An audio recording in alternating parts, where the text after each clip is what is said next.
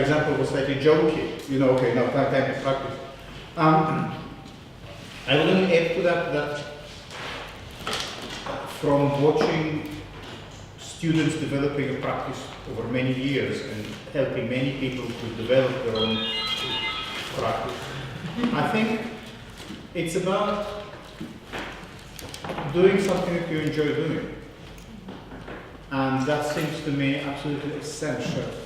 You know, so to have a practice is really about finding out what is it that you like and doing that.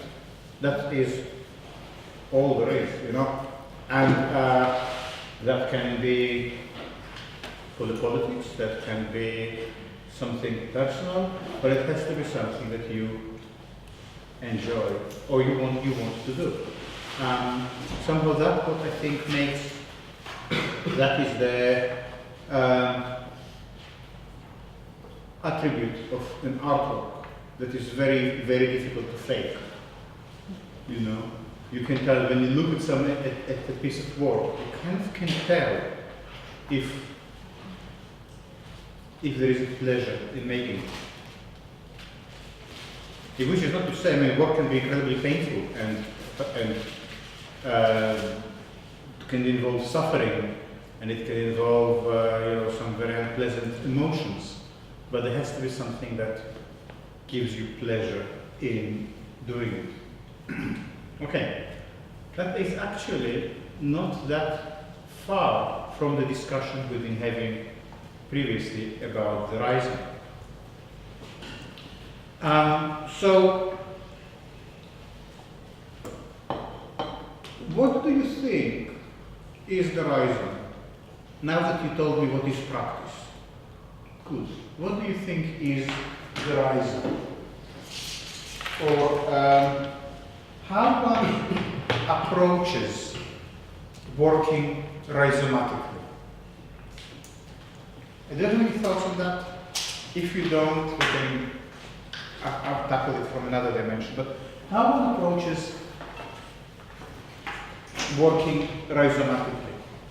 How one, let's put it in a slightly different way, how one approaches writing a research paper like a rhizome? Starting in the middle. Good. Starting in the middle. What is the middle word? How do you know where is the middle? I guess it's like rather than making a plan and anticipating sort of start and end point, it's just locking into something that you find interesting and expanding. Good. And can you give us, do you have any way to illustrate that way of working? I think the task you gave us to write a paragraph is a good example of that. Or the word. That's right. I think spot on. The whole way we were developing the research paper was more rhizomatic than, let's say, arboreal, to use the Deleuze-Guattarian terminology. You remember the arboreal model that we spoke about, where the first model of the book like a tree, yeah, which means a central theme, a central subject. You can ask, what is it about? Well, it's about growing up. You know, it's about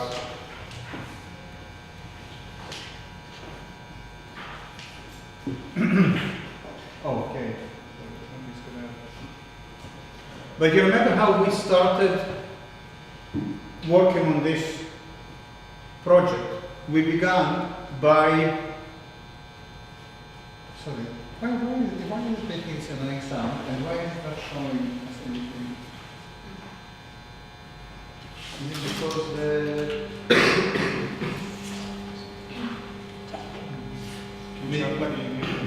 Yeah, I can do, but maybe the HDMI will work. Thank you very much.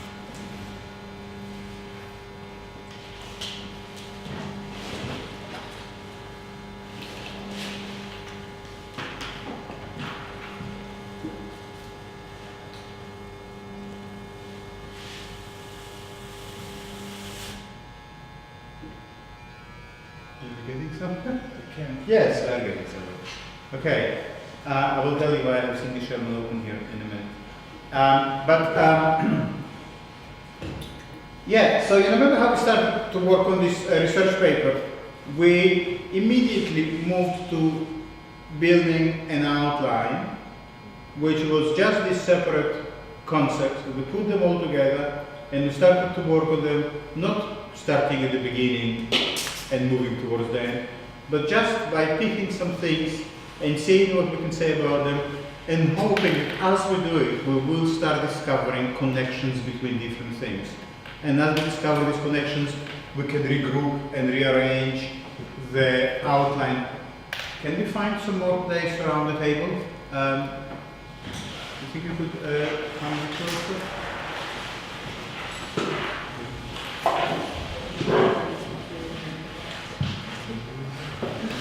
Is that part of the install? It was minus Ah. so I need to count the I think you can pull it. No, okay. Fine, that's not a problem.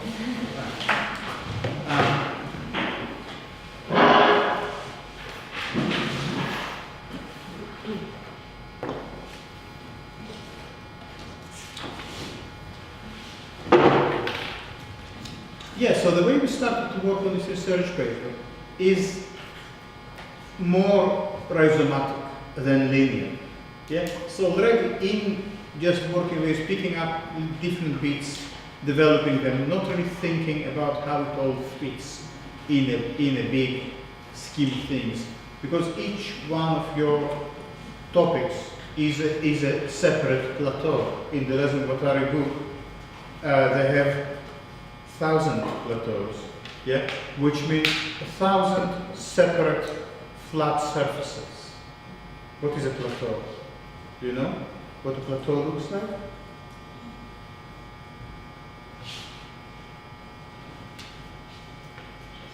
It's a flat. Yeah. So here is a plateau. Here is a plateau. A flat surface on a mountain. Once you are on a flat surface, you can dance around, you don't need to climb, you can lie down, you can grow some vegetables. Here is a plateau. Yeah? So it's like an island, like a microclimate, like a microcosmos. Here is a plateau, here is another one. Yeah? To reach one, you somehow need to climb it. But then how do you go from one to another? Well, you need to somehow jump or fly or climb down and walk and climb back. And so each plateau allows you to build a life, to have a culture, to have a family, to have a herd of goats, or whatever. But each one will also be different because some has water, some have trees, some are deserted, you know. So each plateau allows you to do something. And so that's almost like what your research paper will look like by the time you come here in October. About 30 these little plateaus stuck in a landscape like this. Yeah? How are you going to connect them? How are you going to put them together? Well, that's the task for next year. Yeah? For now, you just build them. And do they need to be connected? Well, what if they are not connected? What will happen then? Will the reader throw their hands in horror and say, oh my God, the second paragraph doesn't connect to the first one? Most likely, the reader will find the connection. They will connect it in their head. Yeah? So sometimes, leaving these things unconnected can really work for you. William Burroughs, the American novelist who wrote The Naked Lunch, for instance, had this cut and paste method of writing. So he would type on his typewriter, it was usually off his face or on amphetamines. In these wonderful days, you could just buy them in a pharmacy. And his particular favorite one was one of these inhalers for blocked nose. And he would break them up and just chew the foam or whatever, the cotton wool inside these inhalers. and we'll just keep having them because they contain some kind of I don't know, whatever, something. And then he would, type all this text. And when he has pages upon pages of this sort of material, he would take scissors and cut it up into strips, like basically shred it and rearrange them, and that would become the book. Yeah.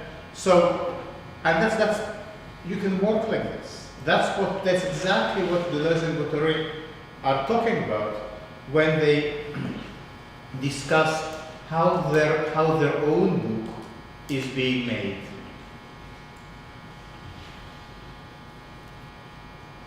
So, Is someone like Samuel Beckett also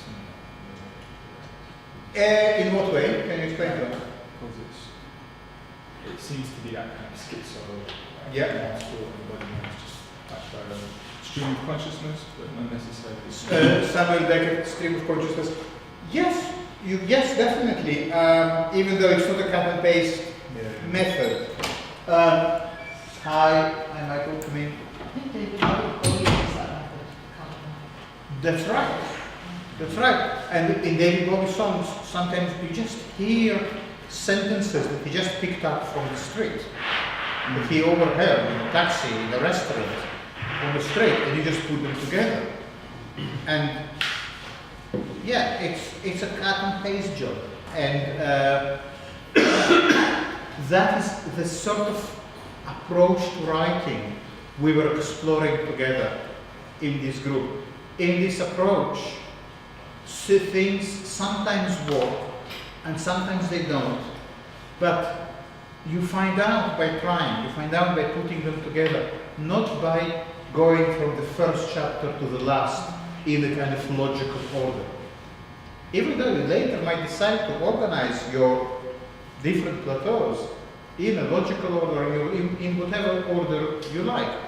But the whole way of working from an outline allows you to pick things from the middle or from the bottom and just work on them without thinking about the whole tree.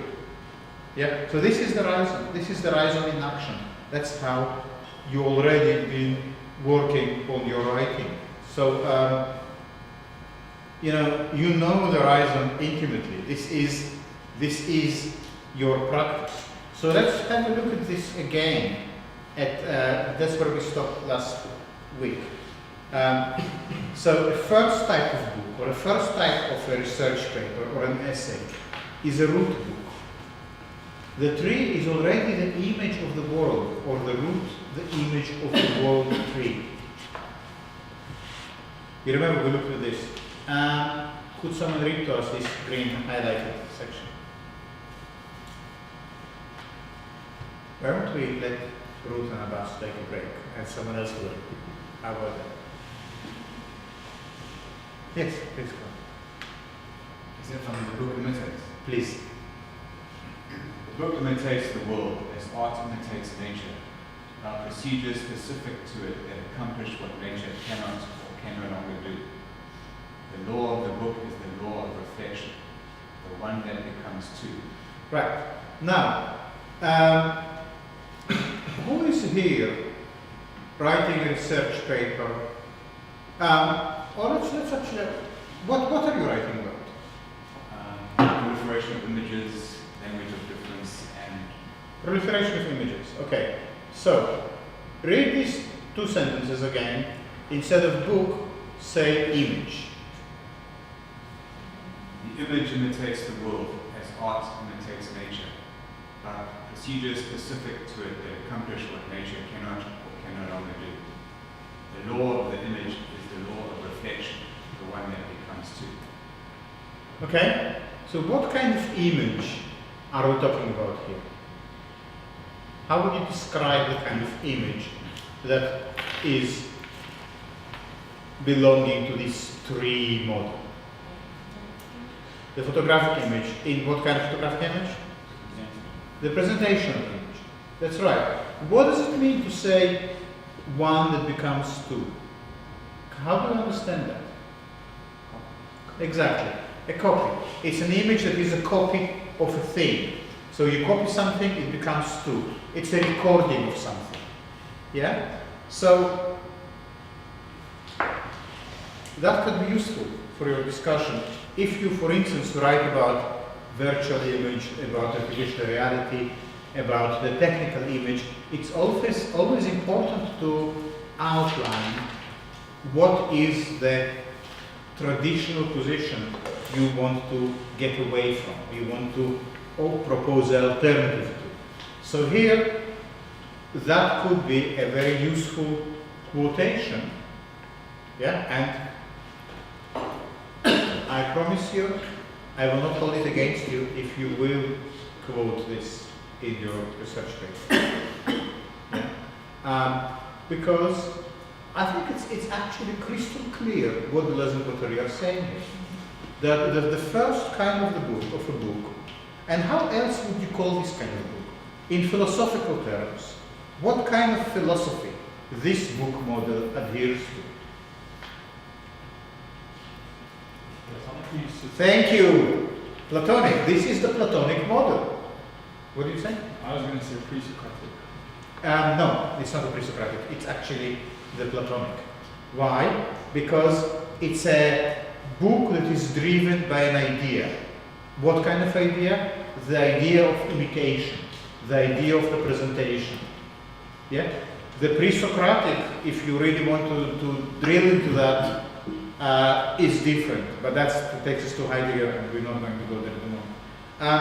So this book wants to represent the world, and a good book is one that represents the world accurately. Yes. Sorry, I thought you meant the Thousand Plateaus book. Fine. Then in that case, yes, great. But I just mean this book. Oh, yeah. Now, let's read the next green highlighted thing. Grant, could you also do this one becomes two? One becomes two. Whenever we encounter this formula, even stated strategically by Mao, or understood in the most dialectical way possible, what we have before us is the most classical and well-reflected, oldest and weariest kind of thought. Great. Now, there is a chair there, and you can perch on that part if you want. Also, there is some room there, right, James? Okay, so, Grant, can you read to us again this? One becomes two. One becomes two. Whenever we encounter this formula, even stated strategically by Mao, or understood in the most dialectical way possible, what we have before us is the most classical and well-reflected, oldest and weariest kind of thought. Right. So give me an example when you encounter this formula. They say, whenever we encounter this formula, when was the last time you encountered this formula? Where does it live? Maybe it's not right. Maybe it's not the right question. Let's ask it in a slightly different way. Have you ever noticed how, let's say, when you walk to the photographer's gallery, for instance, it always looks the same. The pictures can change, but the frames don't change. And it's always on the wall. And it's always making you stand and look like this. And it's always a picture of something or other. Yeah, it's always a representation of something. It's always, in the end of the day, about one becomes two. There was something, I took a picture. And here is the picture of the something. And that's the whole story. And it can be shocking and sad and irreverent and lyrical and profound and blurry, but in the end of the day, it's one becomes two. And it's always the same thing. And you never can escape it. And even if you look at the what is this big photography award, the Dutch Dutch Award, you know, in the end of the day, if you really want to be radical about it and use the Deleuze-Guattarian way of thinking, you will say this is the oldest and weariest kind of thought. It never offers us anything besides one becomes two. You say advertising is the same. Of course, yeah, and advertising is not claiming this most of the time, not claiming to be art. But yeah, of course you could say it about advertising. You could say other things as well. But the thing is that what Deleuze and Guattari make you realize is that you need to look beyond the content. The content is every time different. Let's now look at Cindy Sherman.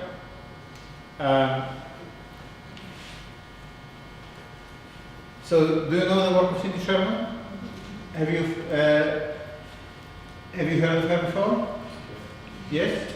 Now, the reason I have it open here is because someone asked me to write an essay about her for a Brazilian art magazine.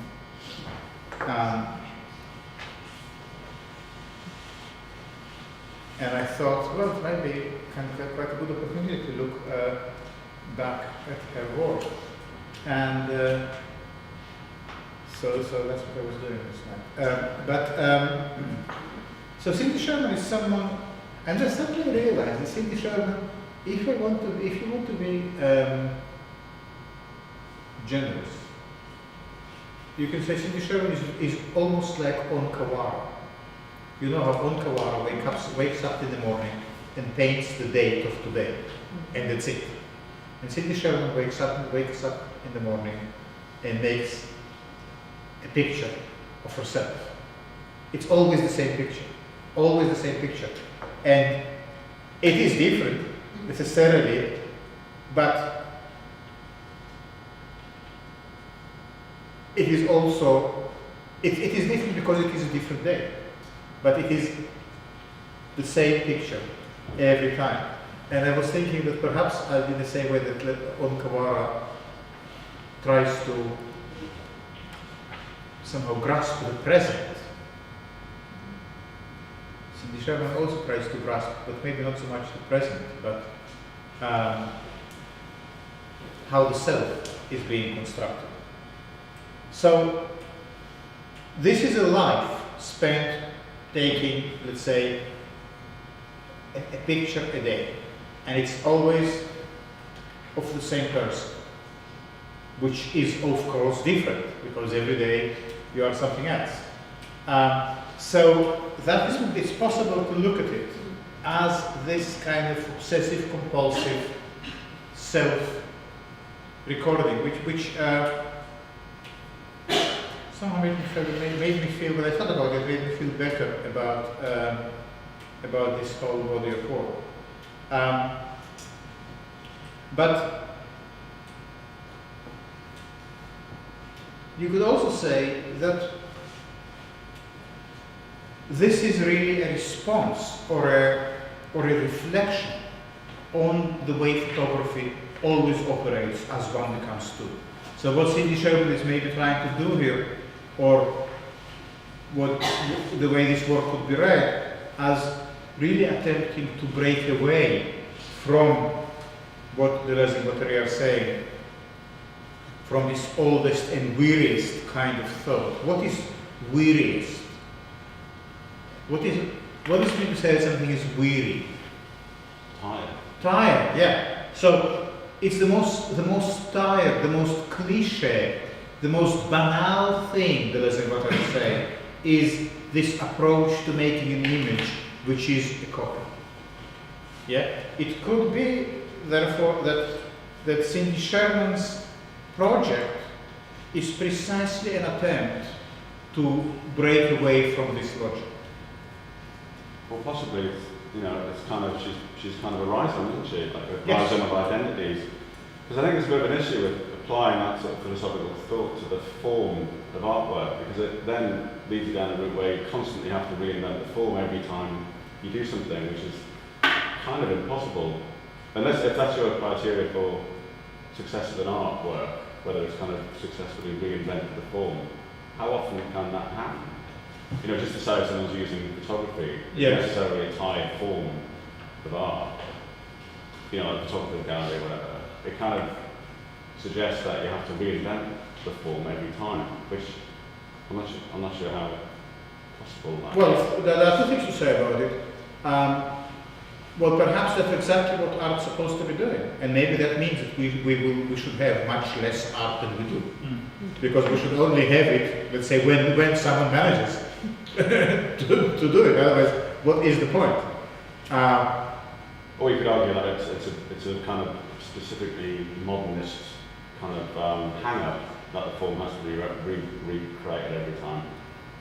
And maybe that's why are we talking about form? well, because you know, if you're saying that a representational image Yeah. of a gallery, of photographers, gallery, whatever, is in itself a tied, you know, the fact that it's a representation is, Yeah. is a tied form of language. Yeah. It's the form that you're talking about. You're saying the content's irrelevant. It's the form that's tied. So then it leads you onto the question of, is the form necessarily reinvented every time in order to be... What do you think about? I think it's interesting because when Renders did his retrospective at the Photographer's Gallery, he said that like photography as a term doesn't make sense anymore, and like the purpose of a photograph is different now. It's like a transaction, so it's just to prove something happened. It's like like something. It's just evidence. It's not really art in the way that it was at one point. So I think when we're talking about art, we've got to a point where we can't ignore the form. Whereas like and when we do, it serves a different purpose. So it just becomes some other kind of communication rather Sure. than. I'm not saying we have to ignore the form. I think that big makeout is kind of finding the form, but I'm just not sure about dismissing, like, as I say, like, say it's in the show, you're kind of critiquing it on the basis that it's the same thing every time. And that's a formal judgment, isn't it? It's not Yeah. about the content, it's about the form. So I'm just sort of... Well, I'm saying that perhaps Cindy Sherman is precisely trying to break away from this representational trap, where every image is different in content, but using exactly the same logic. She kind of says, I will have exactly the same content, so the logic will become visible. So the logic will become inescapable. So you will really have to notice the representational mechanism. But I think that formal innovation is kind of is a modernist idea of, it's like saying, why doesn't everybody write books like William Burroughs? Why don't more people make and cut and paste? Because it isn't necessarily that interesting, because it's a formal experiment, and people don't necessarily like reading it. It's not, it's, you know, it's consumption. You're right, and it worked in that case, but if you will try to follow exactly William Burroughs' recipe, you might end up with something completely different. But at the same time, think about the installs that take place in this room. Because it seems to me that here, the reinvention, every time there is a reinvention of form. So, that, I think it's interesting what you are raising, and perhaps, you know, the Legend of Rehavry have been writing this 30 years ago, yeah. We have a very different environment now, and with images produced by artificial intelligence or by some kind of non-human intelligence, and maybe we need to rethink Horizon in different ways. But what I think that the point of But I'm saying that Cindy Sherman might be rhizomatic. Well, in yeah, the sense yeah, that- in the but- sense of the content, if you apply to the content and not Yeah. the form, and so maybe applying it to the form isn't necessarily the best way of critiquing it. You know, maybe just take it, just say that's a medium, an artist has a medium, that's the medium, and then she works within that. Maybe just, if you take the form as a given, you can still be rhizomatic within that. It's just not necessarily that you have to critique the form in that way. It does seem as an artist you should be able to work with kind of any material and sort of generate the, you know, so someone who's very skilled with photography, it feels they should be able to generate the same sense or emotion or intrigue as someone who's very skilled in AI or performance or something very avant-garde. I think it can be stifling to feel like they have to recreate a form every time. You know, I mean, obviously it gets pushed and it changes, and like you say, well, the advent of the internet and digital has obviously changed the form, but it's not like one person's decision. But actually, there was a really good John Steziger on Monday. He's doing a lecture series on collage, and it's really interesting for this because he basically talked about collage as an approach rather than a medium, and it was good, wasn't it? And it's really he talks about it as a tear, and it's kind of quite appropriate for this. I think so, yeah. It's very obviously related to William Burroughs' approach. So, you know, they cut that. So are you saying that what Cindy Sherman is doing is leaving the form alone? Yeah, I wonder whether there's a kind of bit of an obsession in modernism and postmodernism on reinventing the form, and maybe it's kind of it doesn't necessarily, obviously it leads to innovation, but I'm just not sure it is necessarily a good thing. I think she's just decided to take photography as her medium and then work within that. And sometimes I think maybe you have to do that. You have to just choose a kind of a genre and work within that. You can still push the boundaries and reform it within a sort of set parameters, but you don't have to kind of, I think to judge everything on kind of the success of something or whether it's successfully broken out of previous forms is necessarily a good thing. I don't know. Okay, what do you think? And I really see Cindy Sherman as a performer. I can't think. So I just feel that photography is just documentation. You know? It's just a way to give her performance. Interesting, good, yeah. I think that there is a lot to agree with in what you say, but one thing I would sort of be very careful of is this assumption that form and content are two separate things. Because I think always sort of trying to work towards is to figure out how they are not separate. Sure. I just mean in terms of practicality, like you say, if someone's making a film, you know, you kind of have to take a certain set of parameters. You can do Stan Brakhage kind of assemblage, you know, out of film strips and, you know, totally abstract, but not many people do it. You know, generally, if someone wants to make a movie, you know, there is a form set for whatever reason, and you work within that. But you can still do a great movie within that set of parameters. You don't have to reinvent the form of cinema every time you make a movie. Well, I think it's slightly formalistic what you are saying here, as if some aspects of the movie are form and some are content. But what if all of them are both form and content? And when you change something, everything is changing. Sure, but if you do this movie in 16:9 format, that's it. You know, it's going to be projected in the cinema. It's a certain format, say, and it's got. So you work. Yeah, but the format could be also relating to deeply meaningful shifts within the artwork. It doesn't have to be considered as form.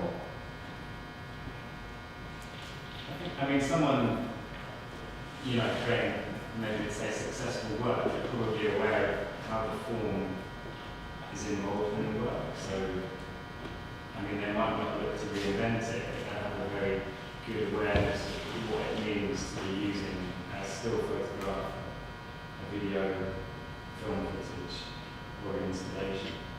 Let's just, I mean, we can, I think actually it's a very good provocation. We can think throughout this session about form and content, and we will actually, because the Horizon precisely comes to undermine that, this distinction.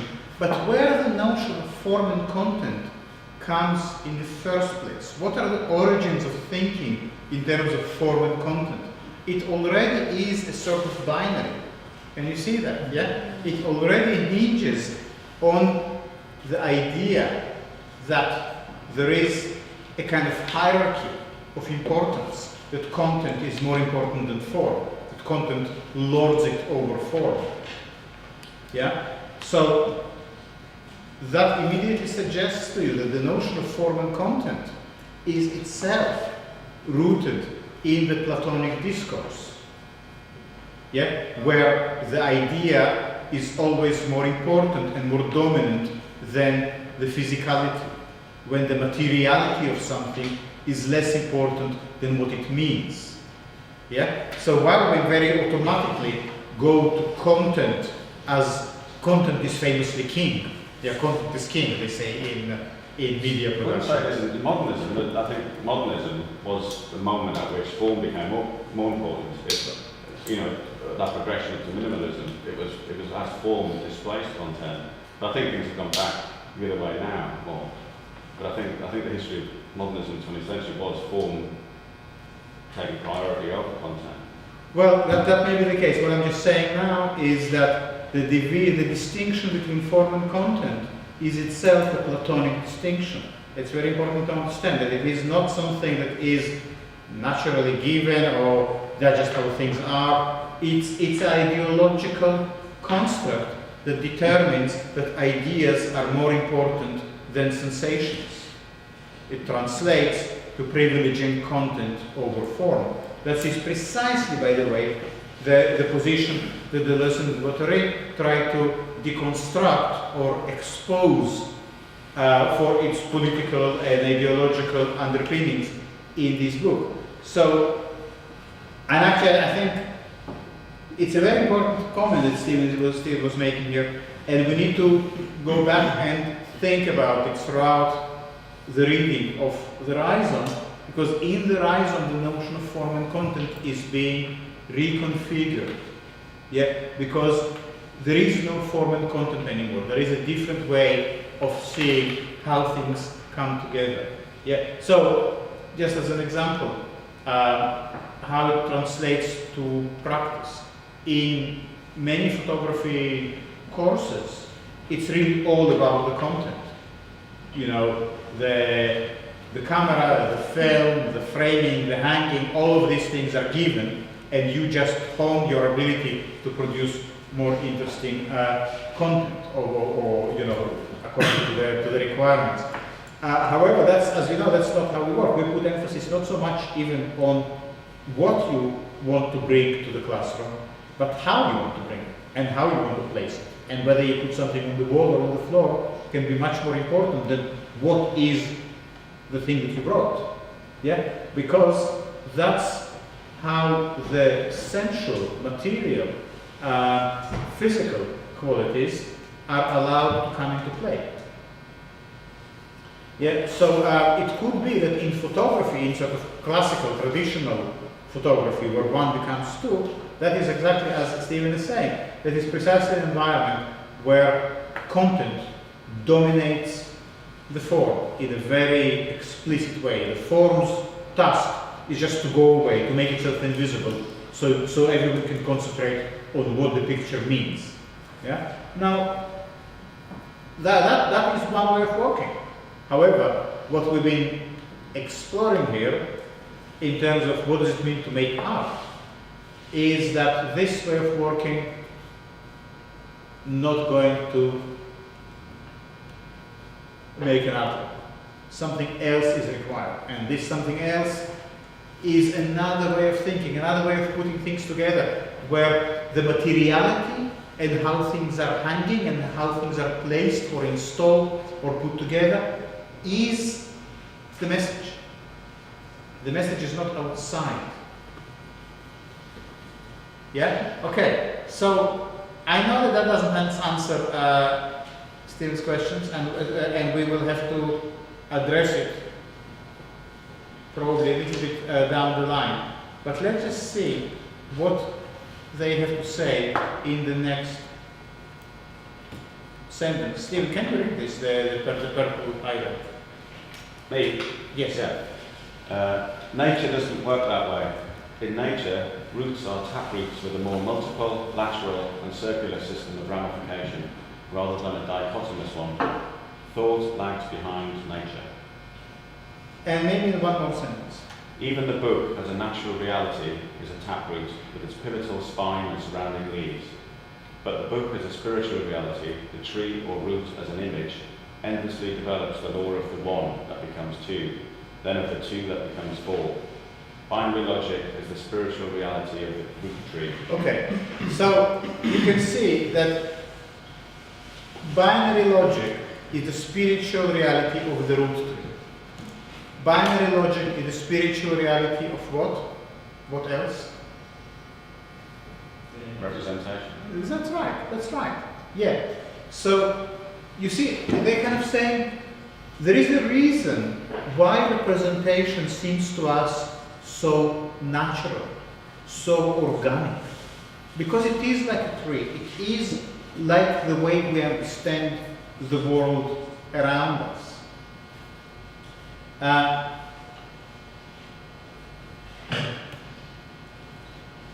And I like this. Even a discipline as advanced as linguistics, retains the root tree as its fundamental image, and thus remains wedded to classical reflection. For example, Chomsky and his grammatical trees, which begin at the point S and proceed by dichotomy. So even linguistics, when linguistics try to understand language, it still understands a language as a tree. And further, there's beautiful diagrams of, let's say, the Indo-European tree family, language family, but also the way a language within a language, we talk about roots for verbs, and we talk about the signifier structure. By the way, signifier and signified is exactly a replica of the form-content dichotomy. Yeah. So the signifier is always arbitrary, and the signified is fixed. Yeah. So form and content. Now, so the tree, as they say here, this model of the tree as this way of working which is driven by an idea, which is driven by representation, they say that does not get us very far. The binary logic of dichotomy has simply been replaced. No, sorry.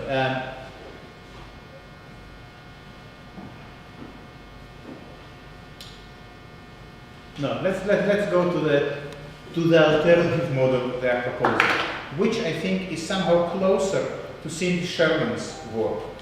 Could someone read to us from the next paragraph?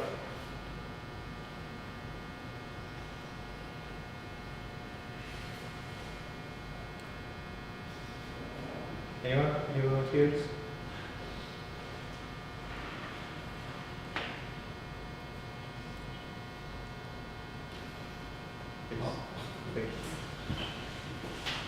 The radical system, or fascicular root, is the second figure of the book, to which our modernity pays willing allegiance. This time, the principal root has aborted, or its tip has been destroyed. An immediate and definite multiplicity of secondary roots grafts onto it and undergoes a flourishing development. This time, natural reality is what aborts the principal root, but the root's unity subsists, as past or yet to come as possible. We must ask if reflexive spiritual reality does not compensate for this state of things by demanding an even more comprehensive secret unity, or a more extensive totality. Take William Burroughs' cut-up method, the folding of one text onto another, which constitutes multiple and even adventitious roots, like a cutting, implies a supplementary dimension to that of the texts under consideration. Okay, so thank you. What have you heard them say here?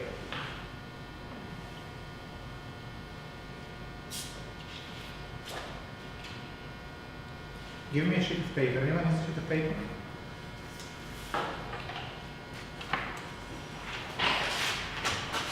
Thank you. Can I have a pen as well? This is good. So,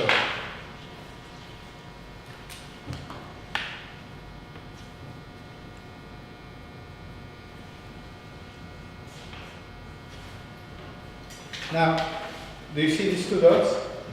Okay. Do you know Euclidean geometry? How many ways there are to connect these dots? 1, 1, 4, 2. How many ways there are to connect these dots? Euclidean geometry. Do you know Euclidean geometry? Between 2 points, there can be how many straight lines? 1. One straight line. One straight line between the two dots. That's the Euclidean rule. Yeah, that is Platonism, if you like, in geometry, geometrical Platonism. Yeah, but what Einstein says? Einstein says you can also do this. Yeah, you can also connect them like that. Well, ideally they will overlap. Yeah, you can also, Einstein says, if you have these two dots, if you imagine them on a globe, yeah, you can also connect them like this and like this and like this, and all of these will be straight lines. Yeah. So, who is right? Einstein or Euclid?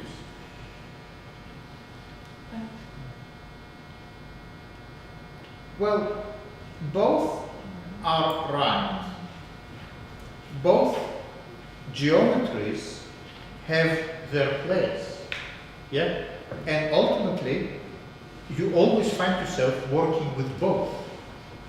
Sometimes you need to build a bridge, and then Euclidean geometry can be very helpful. Sometimes you need to build a nuclear bomb, and then the Einsteinian logic is helpful. Yeah? So it's not that since Einstein said you can do this, Euclidean geometry became invalid. But there are two, and they do different things. So, but in the Euclidean geometry, you can see the hierarchy. The rule is universal. Between 2 points, there can be only one straight line. Everything else, all the other positions of geometry are based on that. This is like God, or reason, or the universe, or absolute. It's completely non-negotiable, universal, universally applicable. Yeah? According to Euclides, it doesn't matter where you are in the cosmos. Between 2 points, you can only draw a single line. And with that in mind, you can have certainty about your triangles and pyramids and your navigation and everything else you like. Yeah? So, by now you should somehow have a kind of nervous tick, a kind of an allergic reaction, because this way of thinking always involves a hierarchy. It always involves a excessive reliance on rationality, on reason, on certainty. Yeah? So it's almost like this arrogance of Euclidean geometry. It's always like this, and under all circumstances. And it's this arrogance of saying the human being is the measure of all things. The world is basically down for us to figure out. Yeah, we can just unlock it with our mind. Yeah, this is the so-called the Greek miracle. This is the great Greek invention.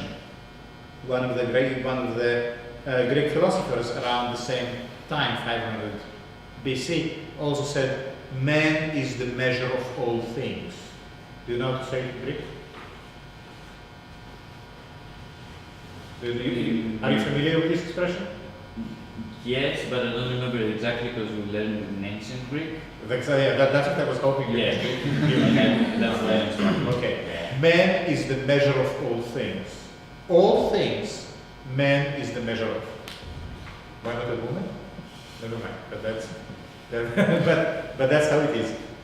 That's why I wanted to hear it in Greek to know if there is also it's also man.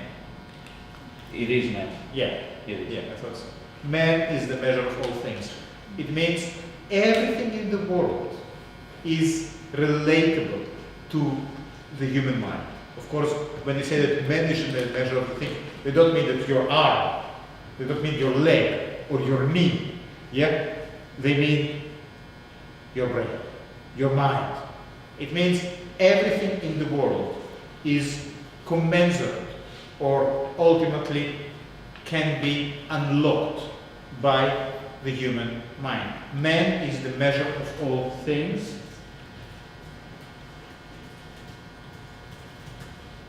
Man is the measure of all things. You can also take that to mean that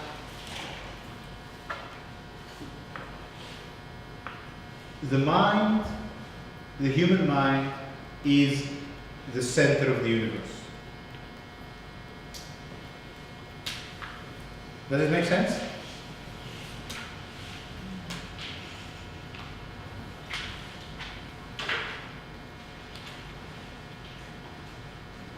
I was hoping we can find it in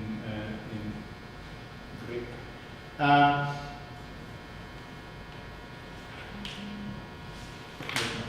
Okay, so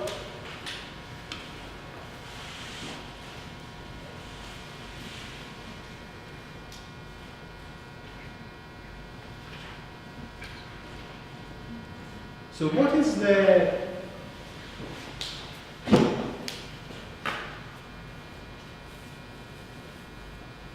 the alternative to man is the measure of all things? Is it possible, or why do we even need an alternative? What do you think about this statement? Man is the measure of all things.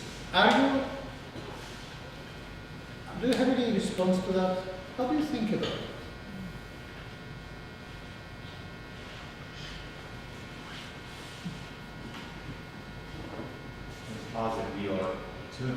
It implies that we are eternal. It also implies that we are important. Does it not imply a limit to understanding as well, because what we can use is our brain? Yes. That's the only understanding we ever have. Yes.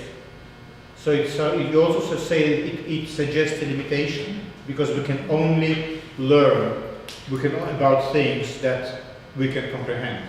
That's right, yes. But there is a sort of sense of grandiosity. Aren't we lucky? Aren't we lucky that we are the measure of all things? Imagine if it wasn't the case. Imagine if someone else was the measure of all things. Cat, or a bird. And what happens to us then? So, what are the consequences of this way of thinking with? Where does it lead? Does it lead to what?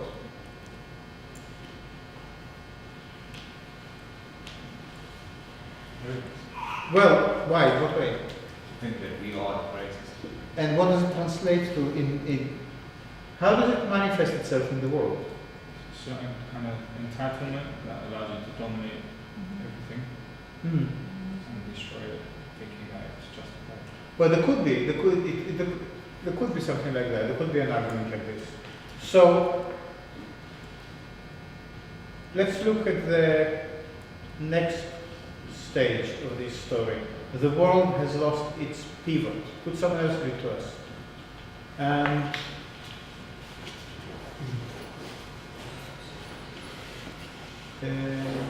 Anyone? Are you against reading?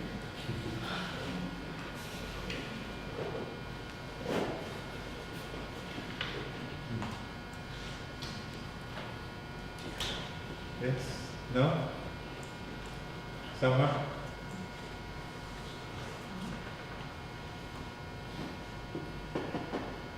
I don't mind if no one else. Thank you. Yeah. The world has lost its pivot. The subject can no longer even dichotomize, but accedes to a higher unity of ambivalence or overdetermination in an always supplementary dimension to that of its object. The world has become chaos, but the book remains the image of the world, radical chaosmos rather than root cosmos. A strange mystification, a book all the more total for being fragmented. At any rate, what a vapid idea, the book as the image of the world. In truth, it is not enough to say, long live the multiple, difficult as it is to raise that cry. No typographical, lexical, or even syntactical cleverness is enough to make it heard. The multiple must be made, not by always adding a higher dimension, but rather in the simplest of ways, by dint of sobriety, with the number of dimensions one already has available, always n-1, the only way one belongs to the multiple, always subtracted. Subtract the unique from the multiplicity to be constituted, right at n-1 dimensions. A system of this kind could be called a rhizome. A rhizome as subterranean stem is absolutely different from roots and radicals. Bulbs and tumours are rhizomes. Plants with roots or radicals may be rhizomorphic in other respects altogether. The question is whether plant life in its specificity is not entirely rhizomatic. Even some animals are, in their pack form. Rats are rhizomes. Great. Okay, how do you understand this section?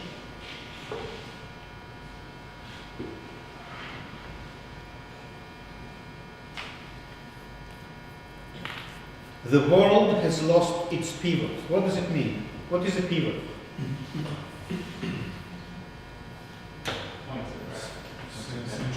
A pivot is like the joint that the door is hanging on. You know, this thing that holds the door to the frame, that's a pivot. So in Shakespeare's Hamlet, Hamlet is saying time is out of joint. It means the pivot is broken. It's not hanging straight anymore. It's out of joint. Or like, you know, when your arm is out of joint. It's just came out of its socket. Yeah? So it's not working. So something is broken. The world has lost its pivot. Now, what do you think the pivot was? Do you remember what we just spoke about? What do you think the pivot was? What is when they say the world has lost its pivot? How do you understand it? How do you interpret it? The world lost its, yes.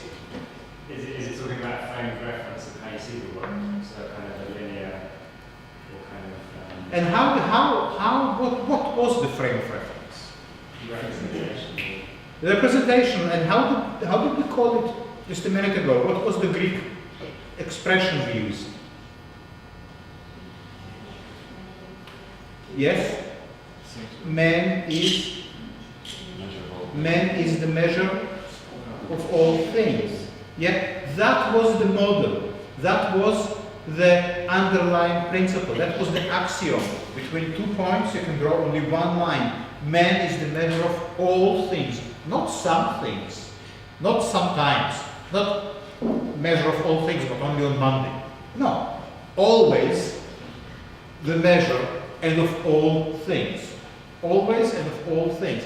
This model, this way of thinking, lost its pivot. It's broken. Yeah? Now we can ask why it is broken, but kind of it's more important to move forward. Yeah? The subject can no longer even dichotomize. What is dichotomy? What die means? Yes, exactly. Die is two. Dichotomize is to divide in two. Yeah? So the subject can no longer even dichotomize, can no longer even divide into form and content. Yeah? So you see, when the world lost its pivot and the man is no longer the measure of all things, the form and content cannot be held separate anymore. Because what holds form and content separate? And let's go back to Steve's point earlier. What holds them separate is the man, the mind, the intellect. That's what keeps form and content as two separate entities. It's only intellectually that it is so. That doesn't hold. The world has become chaos, but the book remains the image of the world, radical cosmosis rather than root cosmos. And what does that mean, chaos? chaosmos it's a word that Guattari coined. He has a book that is called Chaosmosis, which is a neologism. It's a kind of portmanteau word. It's chaos and cosmos, and I think osmosis as well. But it's basically chaos and cosmos put together. Chaosmos. A strange mystification. A book all the more total for being fragmented. Now, where is do anyone has the Thousand Photos here as a book? No. Anyone? No? Okay. So, the Thousand Photos itself, the book, they say it is the more complete because it is not complete. Because it is, by dint of being fragmented, it is a more complete book. Why? Because the world became fragmented. The world became chaos. And by that, they don't necessarily mean that the world somehow changed. But we used to view everything from this singular, Western, human, male, white perspective. That was when they said that man is the measure of all things. It was not any man, it was the Athenian male person, yeah? Not the slave, not the woman, not a child, yeah? You had to be of certain standing in society to be the measure of all things, and it had to be this specific society. So the world has become chaos. The world has become driven by technology, and it's multinational, it's multiple, it's transversal, and we need another way of thinking about it. This way of thinking is multiple. So a book that is fragmented is more complete than one that is continuous and whole. Why? Because the world is fragmented. Yeah? So a book all the more total for being fragmented. Now, this is very interesting and very important. The green section here.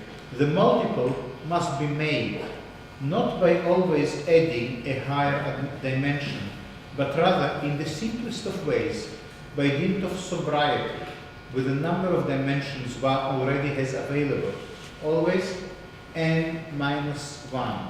The only way that one belongs to the multiple, always subtracted. How do you understand that? Anyone has any thoughts about this? What? Yes. I think the way I understand it is that the one in any context is the kind of unifying principle, Right. or the central Yes. thing. So by removing that element, you allow the fragmentation to exist, That's right. So what is the one that you remove? like God or reason Or man? That's right. Yeah. What you subtract is precisely, Stephen, is precisely the distinction between form and content. You take that out. You remove that. That is the one. That is the thing that prevents a multiplicity from happening. So they say you get to a multiplicity, you get to a rhizome not by adding more and more dimensions. You know how many dimensions there are? Technically, I think there are now about 11 dimensions in total. Yeah. But you don't, let's say in terms of your practice, you don't build the multiplicity by adding more and more elements. They say no, the surest way to get to a multiplicity is to subtract the one, the ego, the reason, the logic, the man, the binary. You subtract that. Sorry, it's n number. N is any number. Yeah, so that's the law. Yeah, so they say you don't get to it by n plus 1. Normally the notion of multiplicity will be and, you know, so we have 20 bottles here on the table, let's put another one, let's have more multiplicity. They say, no, you get to the multiplicity not by adding more bottles, but by subtracting the ego. By the ego, the ego, which is the same as logic, which is the same as reason, which is the same as the root, yeah, as the unifying principle. Yeah, you subtract that, and that's how you get the multiplicity. Yeah, so this is a very specific guidance in terms of how to work, how to practice. You know, we asked in the beginning of the session, what does it mean to have a practice? And the resignatory answer to have a practice is to have an n minus 1. This is the formula of practice. This is any number of entities minus reason, minus the ego. Now, can they be serious? Do they really mean that you need to take yourself out of the equation? Well, I guess it's open to interpretation. But one way to think about it is to perhaps remove the unifying principle, remove the idea. You know, yes? Could you see the idea or your ego as one part of the multiplicity? That, absolutely, yes. Then, as they said, we read it last week, they said, well, sometimes it's just nice to be like everyone else. It's just nice to be called by your usual name. It's too tiring to keep reminding people that the sun is not rising. So you might say, this is, and I think someone like Marcel Duchamp could agree that that is the formula of practice. You take, and in a sense, a Duchampian ready-made, even though it might only include 2 objects,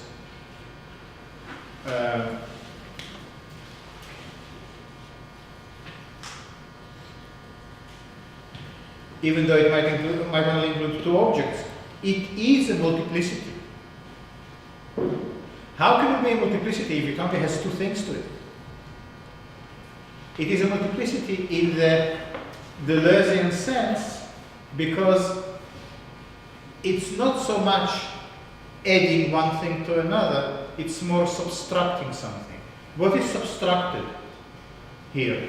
Can you talk about the ready-made as in terms of subtraction? What is taken out? Functionality. Great, fantastic, yes. Yes, so you get to multiplicity not by adding, but by removing. It's interesting, isn't it? It's also quite liberating because I think it opens up possibilities for, well, again, it sort of goes back to the question that sort of guides us throughout the seminar of the form and the content. It's not about reinventing the form all the time. It's about finding ways to subtract something. Yeah? Yes? So just thinking to that collage talk that we went to, would you see collage sort of fitting within the same realm as something like a ready-made? Well, exactly. I mean, I think the interesting thing about collage is that it can function in both ways. In the same way that perhaps Cindy Sherman's work can be seen in 2 separate ways. It could be seen as, on the one hand, as a celebration of representation, as a sort of representation having a field day, or as something that is actually trying to subtract representation from the image. Yeah. In the same way as you might say that Onkawara is obsessed with time and dates, you know, but in fact, or at least as Nancy is saying in the essay I asked you to read in the group from Kawara, he says, what he is doing is removing, he is subtracting from the painting everything besides, so he leaves only the materiality of the painting. He leaves only its sensual dimensions. He removes everything that can be comprehended analytically. Yeah? Now, take something like a jacket, a coat, and remove everything to do with wearing it. What you will end up with? Take a bed and remove everything to do with sleeping. Yeah? So this is an approach that I think you are actually practicing often. Often what you are doing, or sometimes, or one of the ways by which you work, or some of you work, is through subtraction. Yeah? And I think it's just interesting because this seems like such a complex statement, you know, and I have to say, I only started to understand this thanks to my students. Because before I was reading this N-1 and it didn't really make sense, but only talking with you and with the previous people around this table, that's thinking through your practice along these lines. That's how multiplicity as an act of subtraction and not addition. That's how it started to make sense to me. So, yes. That's also quite relevant to that collage that John Steziger was saying, how collage is very much about subtraction and kind of taking away the referentiality, whereas montage is very much about adding things together to try and communicate a certain kind of message. Interesting. So collage is about removing referentiality. Yeah. Yes. Good. And almost, he described it as, you know, because he was giving examples from Picasso to his own practice, I guess, and talking about kind of finding it almost becoming like a medium. So Yeah. you're kind of playing with something until it just kind of fits into place. Sorry, I was just looking at what the...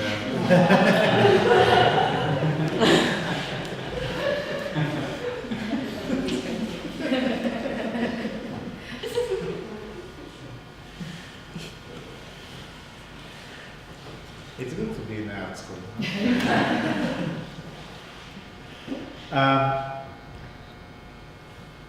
Subtract and look. So, James, could you read to us the next sentence then? Subtract the unique from multiplicity to be constituted, right at n-1 dimension. So, okay, now think about your research paper. What we subtract is the idea of the idea. What we subtract from the way you work is this notion of the whole, of the tree. Yeah? And what we are having now is a multiplicity. The work can develop in whatever direction it wants. Yeah? Because all you do is put these blocks, not even together, but in their separate places. And then something will happen. Things will start connecting. That is sort of this way of working allows you to tap into your own ability to recognize patterns. Without it, if you work from a central idea and you develop it paragraph by paragraph, your own talent for pattern recognition remains unused. Yeah? So in a sense, the Horizon is all about letting patterns take precedence over meaning. Or let meaning rise out of patterns. Now, what about the next? Jane, could you still read to us what is here following? A system. A system of this kind could be called a rhizome. A rhizome, a subterranean stem, is absolutely different from roots and radicals. Bulbs and tubers are rhizomes. Plants with roots or radicals may be rhizomorphic in other respects altogether. The question is whether the plant life in its specificity is not entirely rhizomatic. even some animals are in their pack form. Rats are rhizomes. What does it mean to say that rats are rhizomes? Why rats are rhizomes? Why do you think? Exactly. Yeah. You know this saying that there's never only one rat. If you see a rat, it means there are many. That's why you also cannot exterminate them. It doesn't really, yes? They live most they live in In? Yes. so it doesn't make sense. They live in? Yeah, the way they live in, like, is Association. it? Live in association with people. It's not that they live in packs. But also, you know, do we really, I think what is true about rats is also true about McDonald's. McDonald's is also a kind of rhizome. Isn't it? Well, the examples are really, you know, they seem kind of like subversive or negative, like rats, Yeah. weeds, McDonald's, terror organisations. It's not. Why rats are negative? I like rats. I mean, that, yeah. Anyways. Do you like them in your house? I mean, I'm thinking wild rats. But I had a pet rat. I had, you know. I did as well. But what the question of the negative is actually quite interesting, Jay, so we might discuss it a bit later. Because I think that's not their intention to say that rhizomes are kind of negative. But when they say that the rats are rhizomes, they mean some animals really exhibit a pack behavior. For instance, ants. Yeah, an ant on its own is kind of meaningless thing. An ant is always linked to an ant hill. Yeah, and ants somehow work in correspondence. You know, bees, for instance, are also a sort of swarm. What is a swarm? Is a kind of rhizome. If you ever saw, for instance, swallows, you know, these little birds.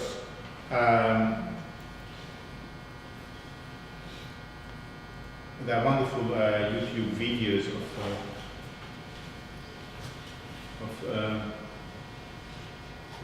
swarms of what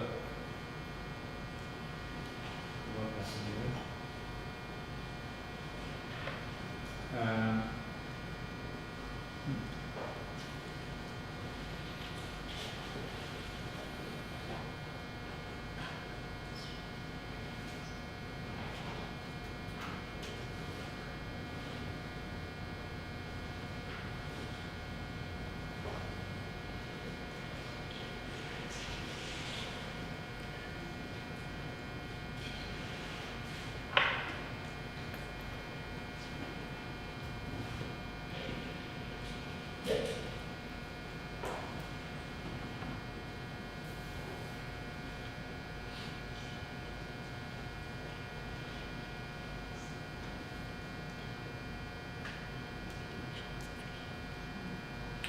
So you see, there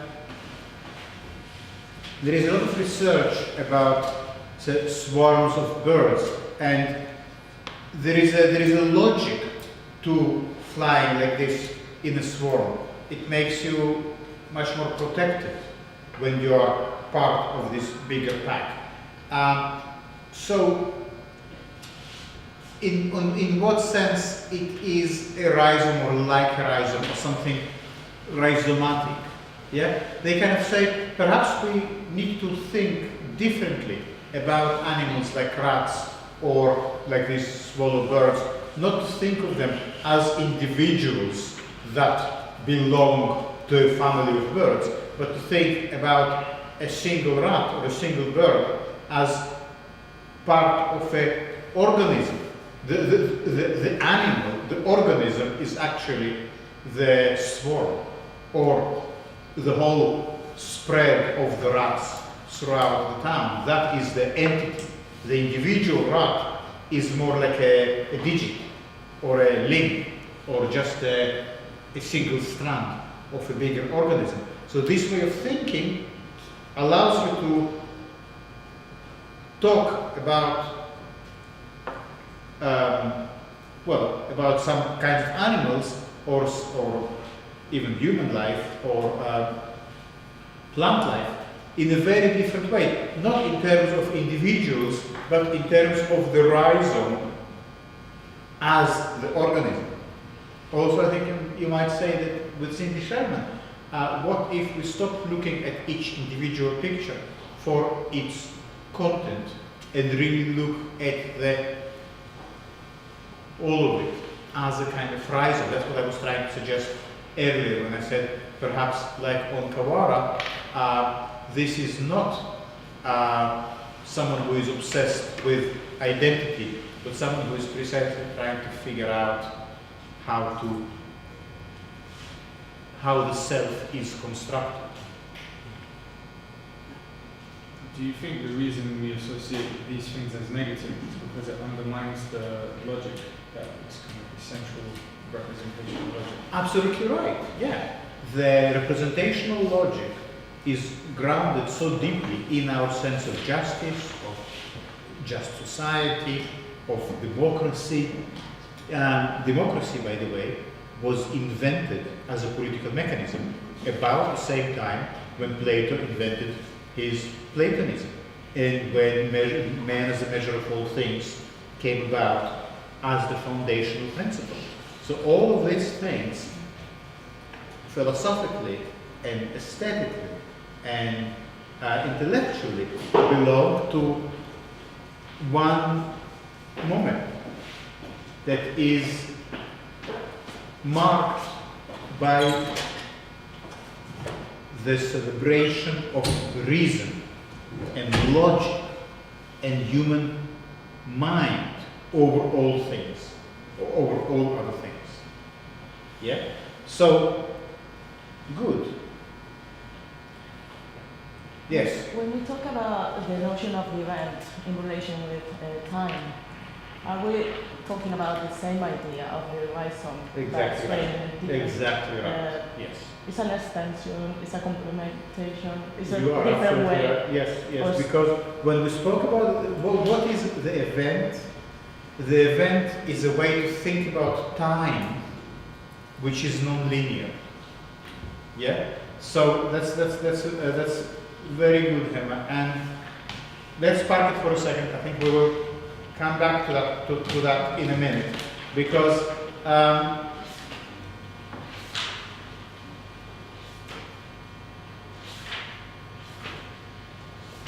so James, could you also read to us this, the rhizome itself? The rhizome itself assumes regular Earth forms, from ramified surface extension in all directions to concretions, bulbs and tubers. When rats swarm over each other, the rhizome includes the best and the worst, potato and couch grass, or the weed. Animal and plant, couch grass is crabgrass. We get a distinct feeling that we will convince no one unless we enumerate certain approximate characteristics of the rhizome. Okay, so now you might say, well, look at you, Deleuze and Guattari. Ultimately, the only way for you to talk about the rhizome is to represent it. Yes, that's right. That's the book. And there is no getting away from representation. The question is, as I told you many times, is not about how to stop representing. It's more about how to have a schizophrenic approach in which representation is just one of your tricks, one of the cards in your sleeve, one of the tools in your toolbox. You know, like a hammer or a plier or a monkey wrench. You can lift it up when you need it, you can put it back and take something else. Yeah, but how to stop it being the only tool? You know, do you know the expression for a hammer, every problem is a nail?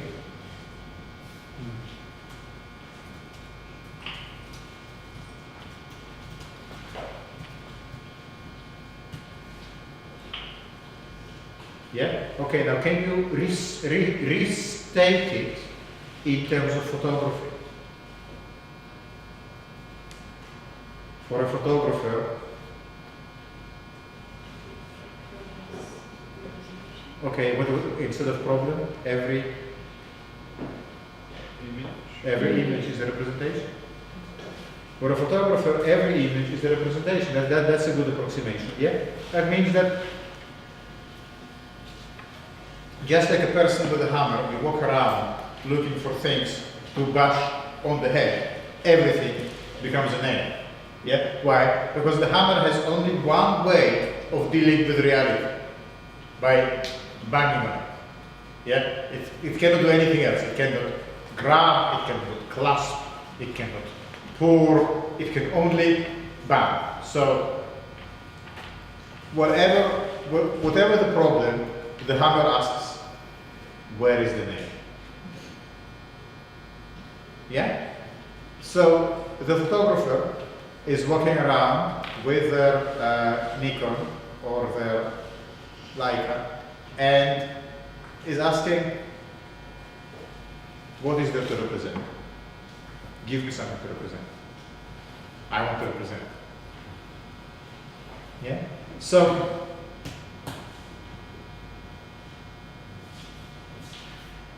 here are some characteristics of the horizon. And Abbas, could you read this first? 1 and 2. 1 and 2. Principles of connection and heterogeneity. Any point of horizon can be connected to anything other and must be. This is very different from the tree or root, which plots a point, fixes an order. Okay, let's just think about that. So here they are giving us some very clear-cut characteristics of the horizon.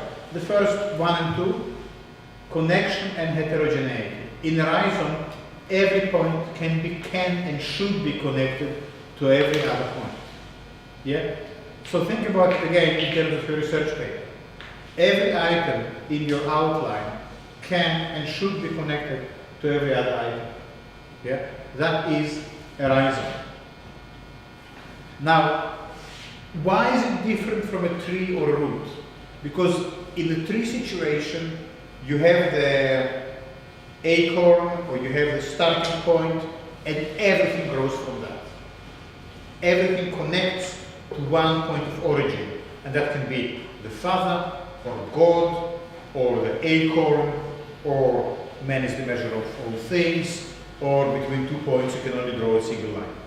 Yeah, everything goes to one. But what if you have different principles, one for every day of the week? You know, what if on a Monday you can only draw one line between 2 points, but on a Tuesday you can draw several, and on a Thursday, you know, the point has a vanilla flavor, you know, or on a Friday the points actually want to make love to each other. They don't want to have a line drawn, but they want something else, you know. So, you know, it opens up possibilities. And the DNG say, well, in horizon, these are not optional. These will have to happen. Any point can be connected to anything other and must be. Now,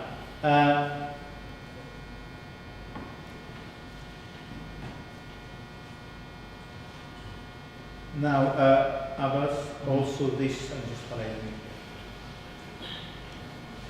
I can make it bigger for you. We are, just 1 second, we are on page 7. Horizon.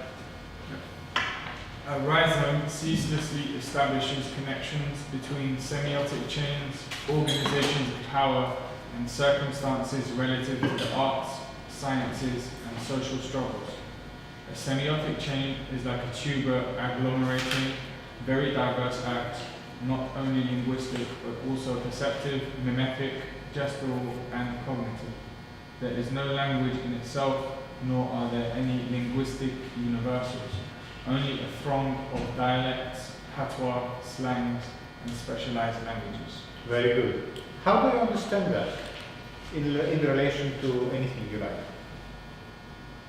A rhizome ceaselessly establishes connections between semiotic chains, organizations of power, and circumstances relative to the arts, sciences, and social struggles. How do you understand that? It sounds to me as though the idea of the rhizome is essentially political. It's like non-hierarchical, isn't it? Exactly. Not only non-hierarchical, it's also it's also transdisciplinary. It's a very kind of common expression these days. But what it means is that semiotic chains, which is basically, what words mean, and the way power operates, and arts and sciences and society, they say they are all interconnected.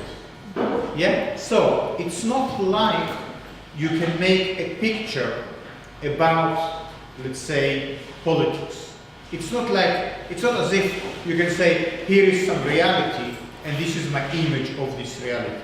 In a rhizomatic situation, the reality and your image of it are a rhizome. The image is also reality.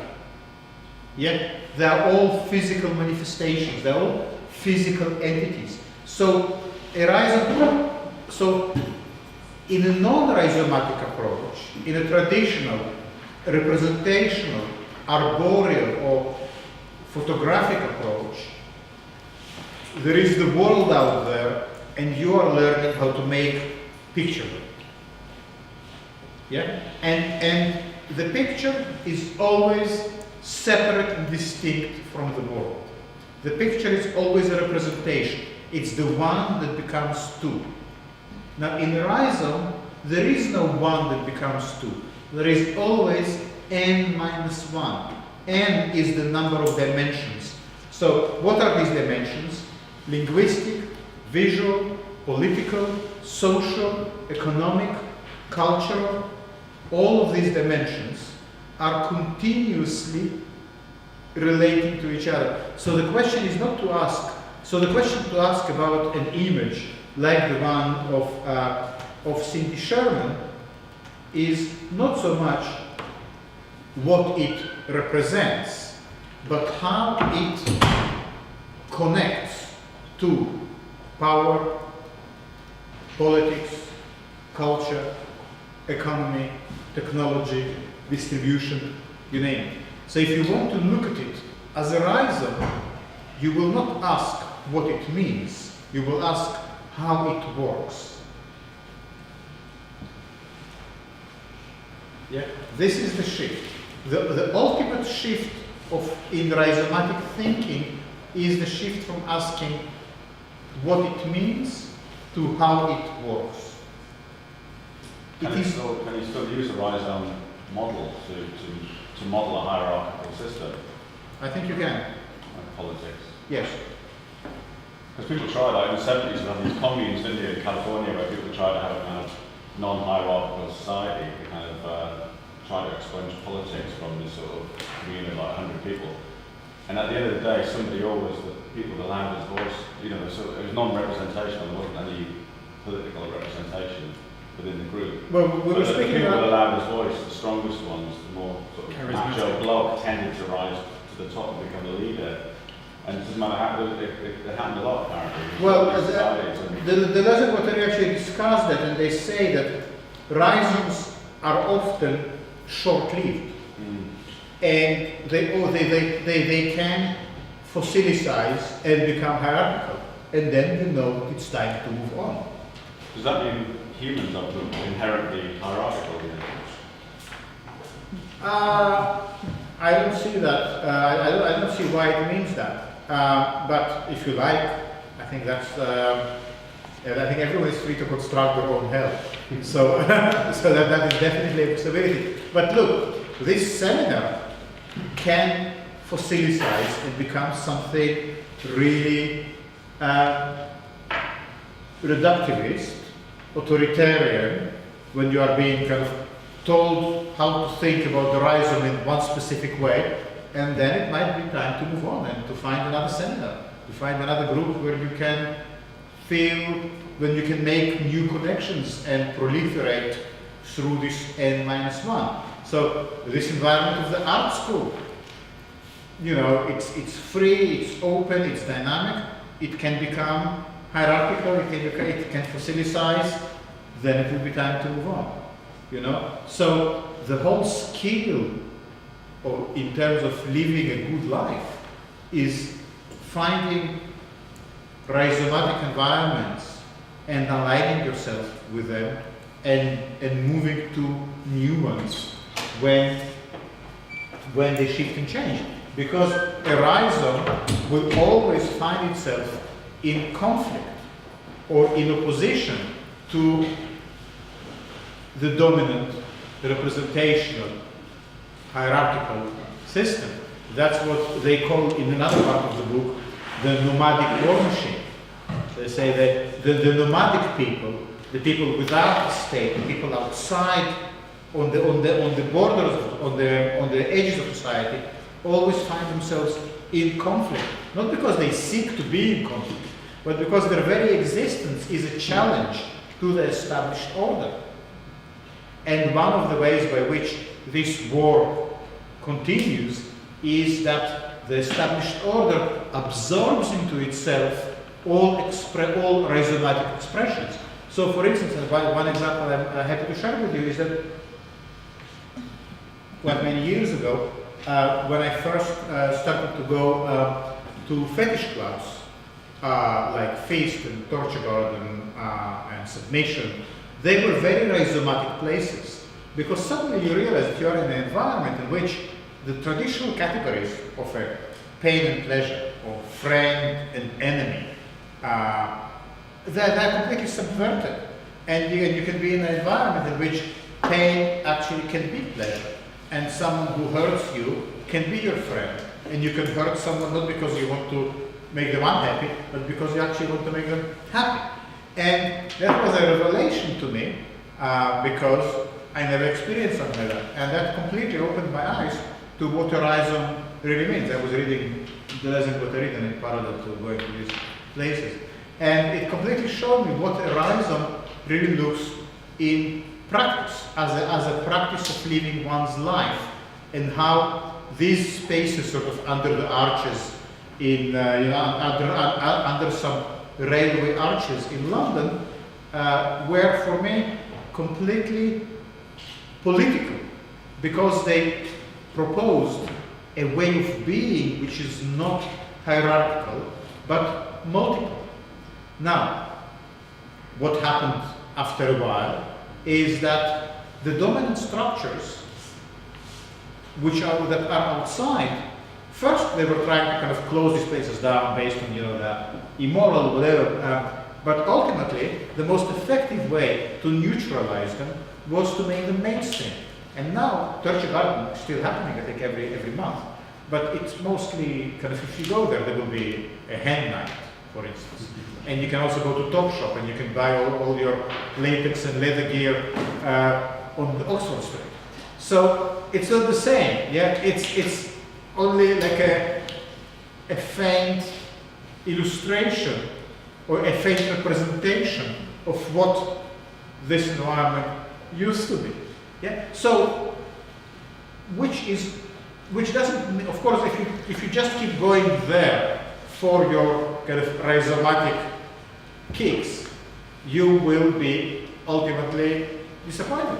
So, at some point, it's time to move on, and that happens with these rhizomatic environments, because the dominant hierarchical representational state mechanism is very good at absorbing all these alternative functions into itself. So then the ready-made or cubism or the collage becomes mainstream. Yeah? And once it becomes mainstream, it's not the same anymore. So then what do? You might want to stick with that, or you might need to move on, look for another plateau, another place where you can still develop a multiplicity. Yeah? So this is all about this. So here, some notion of a practice of living emerging, which I think is also interesting for you guys who are about to leave this course. So what do? Somehow you need to find another plateau. You need to find another environment where you can be in multiplicity. Or you need to create one, or you need to go somewhere where there are people like you that want to think and create and live and love outside this fundamentally hierarchical model. Yeah? So is it easy? It is completely not easy. And it's dangerous? It is very dangerous. But if you find the environment like this, you can flourish. Yeah, so that's what is political practice, according to Deleuze and Guattari, is discovering and creating plateaus where it's possible to have, build, immerse yourself, enjoy, and multiplicity. Now, let's take a break. It's this group. I don't know if it's next to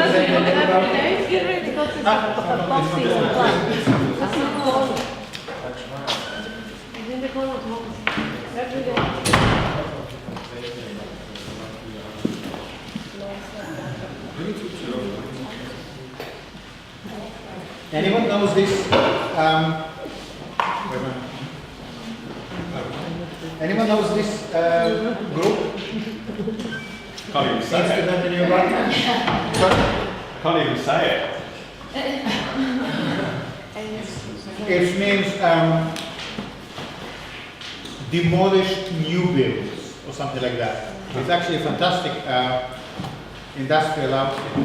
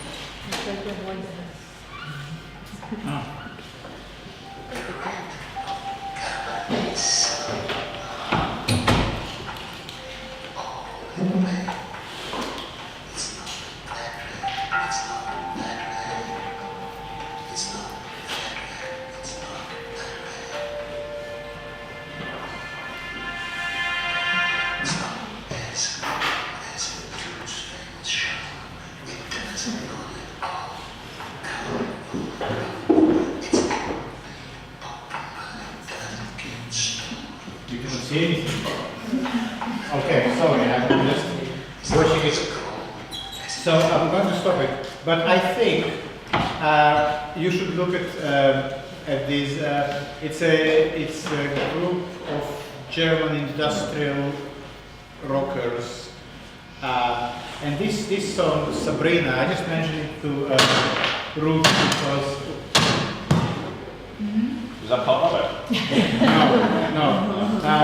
I just mentioned it to Ruth because we spoke about Malevich and they talk about the Malevich Wagner in an interesting way.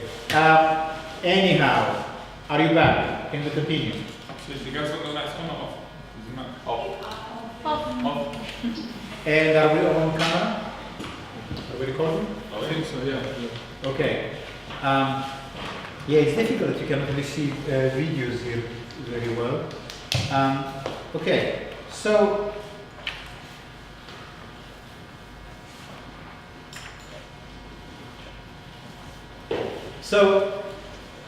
Horizon ceaselessly establishes connections between semiotic chains, organizations of power, and circumstances relative to the arts, sciences, and social structures.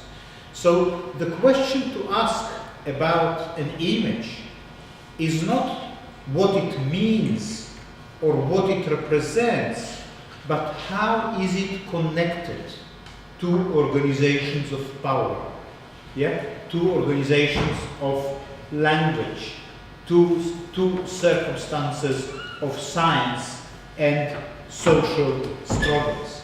So in a sense, the focus is shifting from asking what something means to asking how it works.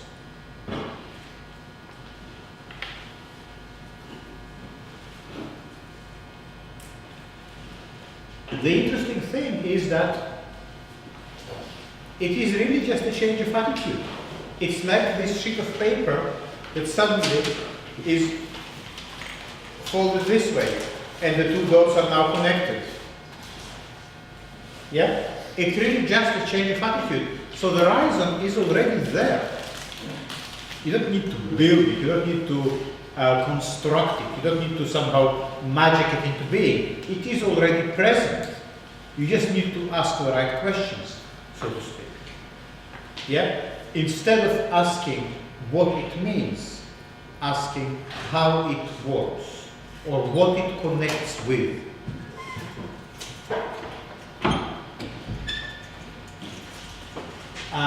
For instance, going back to the example you all know so well of the Mona Lisa Google image search, yeah, you all know it. So I think if you keep asking what the image means, you always have to go back to the original Mona Lisa stuff on the wall in a museum. Yeah? That is the meaning of the meaning. The meaning always will take you back to the original, to Leonardo, to what he had in mind. But if you start asking how it works, then you will have to inquire after what makes it possible, what makes it produced, how is it being produced, where is it manufactured, where is it stored, where is it archived, who is taking part in it. And then the question, this set of questions takes you away from the question of the original into exploring all the mechanisms which are economic and political and social and cultural and that all together produce this environment that is called the Google image search. I put on Yammer yesterday a Guardian editorial about artificial intelligence, which it had a link to a Google own statement about artificial intelligence, which reads exactly like the 3 rules of robotics. Do you know the rules of robotics? Asimov.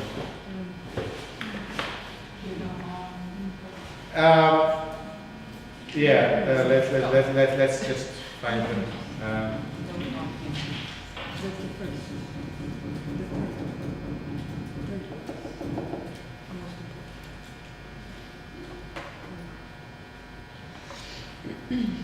Yeah, a robot may not injure a human being or through inaction allow a human being to come to harm. A robot must obey the orders given it by human beings, except where such orders would conflict with the first law. A robot must protect its own existence as long as such protection does not conflict with the first or second law. Yeah? So that's the whole story of these laws, which Asimov, who was a science fiction writer, put in one of his books, and they became, I think, that's what this article will talk about, they became some fundamental principles that used in designing technology, and this Google Artificial Intelligence Manifesto seems to be following more or less the same way of thinking. But what I thought is quite interesting in this editorial I posted in Yammer is how it's very binary, the way they divide the artificial intelligence, like the monster and Dr. Frankenstein, as if it is so easy to say what is what. What did you think about it? I'm thinking.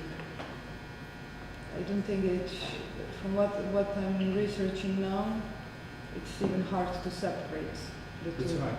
It's very hard, and it's even you come into this weird position where you can ask.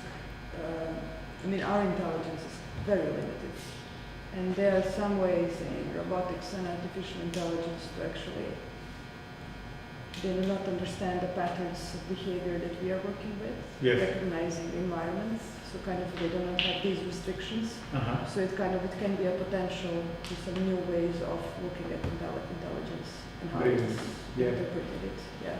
Yes. But it's all very, Sorry? it's all, everything, all these questions are quite on the edge. It's still, it needs debate. But these are very important questions. It's important to think about these things.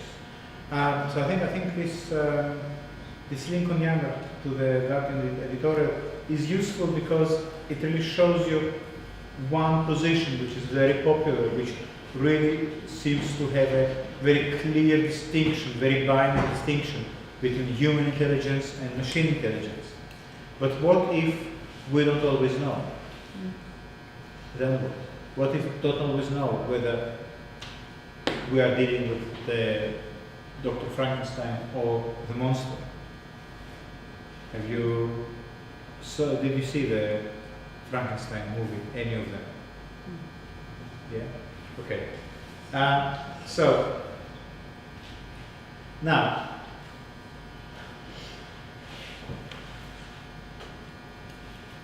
let's read this one sentence.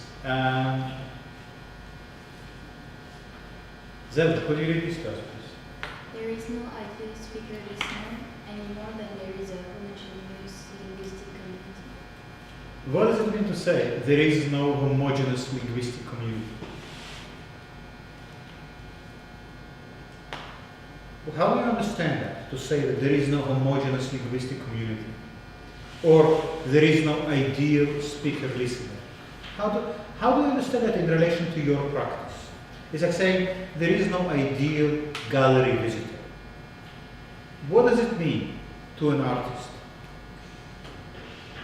There are no rules. I don't know. I don't think it means that there are no rules.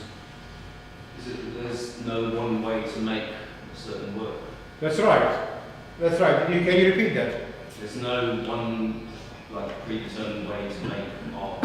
Or maybe to say there is no way to make work say one thing.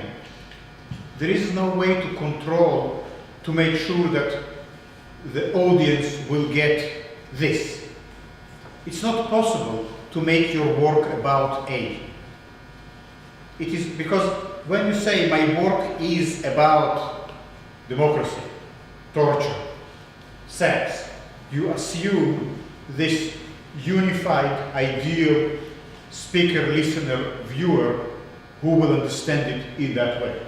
Yeah? But what if the people who come to your gallery speak 20 different languages, come from varied backgrounds, completely different life experiences, and you cannot control what's happening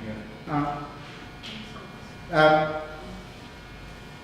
The only way, therefore, you can talk about your work having certain meaning is if you assume an ideal listener.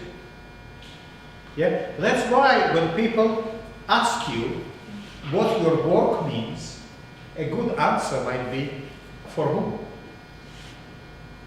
Because it means different things for different people. And it's not it's not a kind of empty expression. It simply tries to get rid of this foundational axiom that between 2 points you can only draw a single line, that man is the measure of all things. Well, different people are measures of different things. And that means that instead of trying to get your work say something, you need to have a different approach to it. And the approach is the N-1. Yeah? It's the approach that makes multiplicity possible. Because the audience, guess what? The audience of your artwork, the audience that comes to your degree show, the audience that comes to your gallery, they are already a rhizome.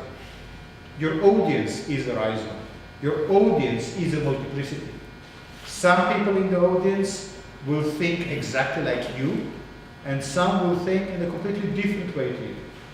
And there is nothing you can do about it. So now you might say, okay, well, if that is the case, I will make bloody sure that my message comes through loud and clear. I will write it in big red letters above the work, or even better, inside the work. I will just write there so it's absolutely clear what it means. Is that going to work? Well, according to the reservatory, that is also not going to work because words have different meaning in different contexts. Do you agree with that? Do you agree that words have different meaning in different contexts or not? Yeah, well, if you agree with it, then what is the point of having a dictionary? Gives you a start point. It's a point. It gives you a start point. It's a point.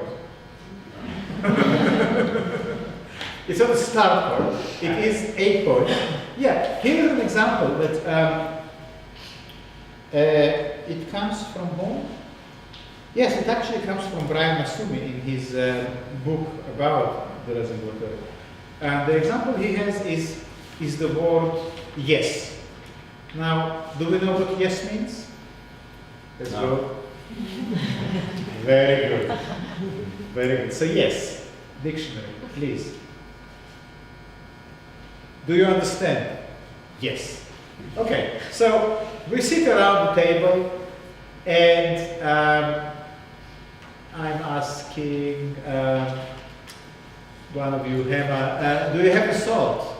Do you have a salt? Do you have the salt? Can you pass me the salt? We have dinner, okay? We have dinner, people. Can you pass me the salt? Yes. Thank you. I have to do this. Thank you. Okay, yes. Right. So that's one instance when yes means something.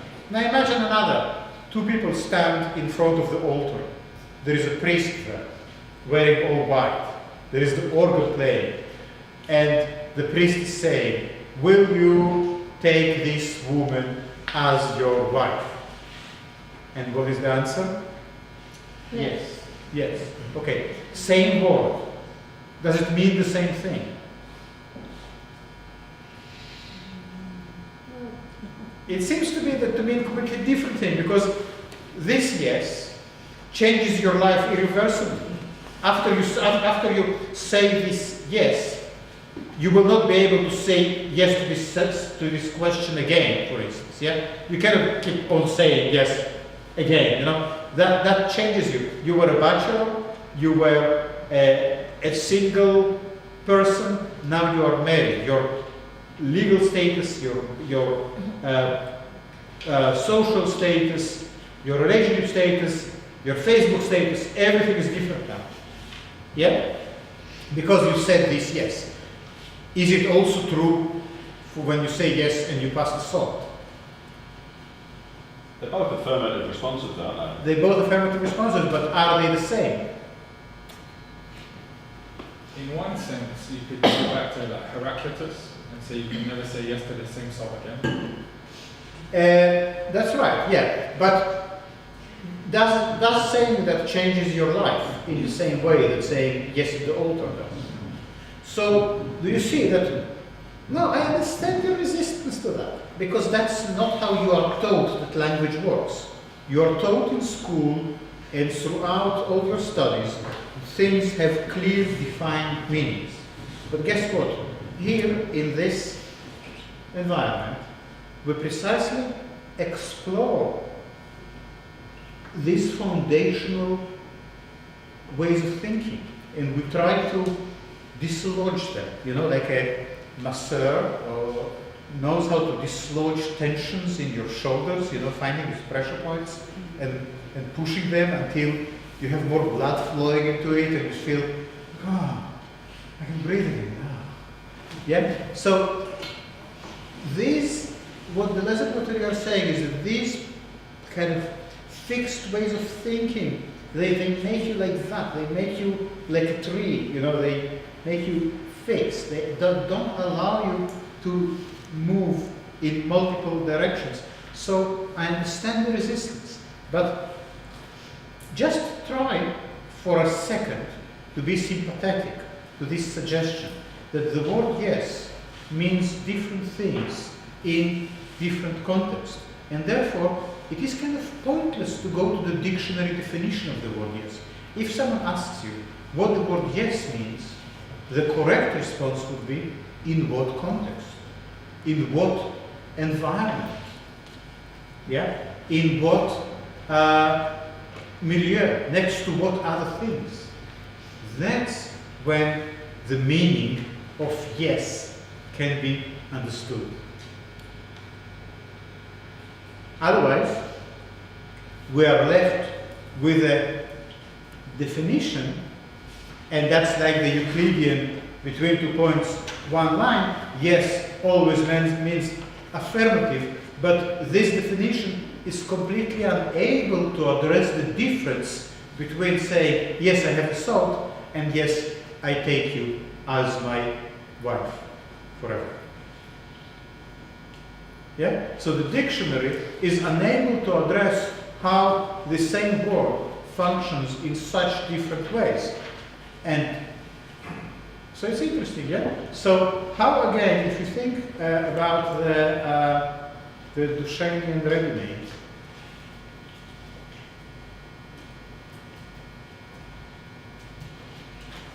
if you go back to thinking about this,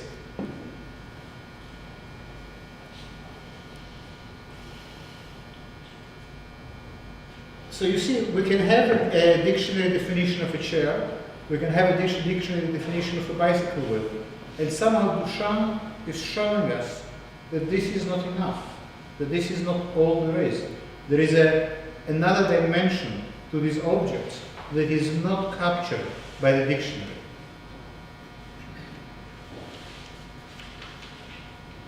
Yes? No? Yes? Dictionaries are quite interesting because they're sort of designed to reflect the use of language, weren't they? So they're dictionaries. Yes. So that, they're constantly updated. Well, I mean, what makes makes you say that they're designed to reflect the use of language? Maybe they're designed to create the use of language. Well, they start off as a reflection thing, and then they become a reference, so then they sort of feed back into the culture. What makes you say, well, first, we know what is a reflection by now, and we know what underpins the logic of reflection, but if you go back to what Deleuze and Guattari are saying, they're saying that a semiotic chain is not only linguistic, but also perceptive, mimetic, gestural, and cognitive. And these are the aspects of language that a dictionary is unable to capture. Yeah? So for that reason, be careful when you say that the dictionary is born out of kind of naive or just benign desire to help people, use language better or reflect on language. Maybe there is always an ideology behind a dictionary. Maybe making a dictionary is always an attempt to own a meaning, to make it specific to something, to be one thing and not another. And one of my favorite examples in that sense is the definition of the word freedom. I don't know if we looked at it together, maybe we did. So, freedom, noun, the power or right to act, speak, or think as one wants. We do have some freedom of choice, as an example. The power or right to act, speak, or think as one wants. So that is a definition of freedom. But it's also possible, it seems to me, that you might have a right to act, speak, or think as you want, and you still will not be free, and you still will be controlled, and you still will be exploited, and you still will be manipulated.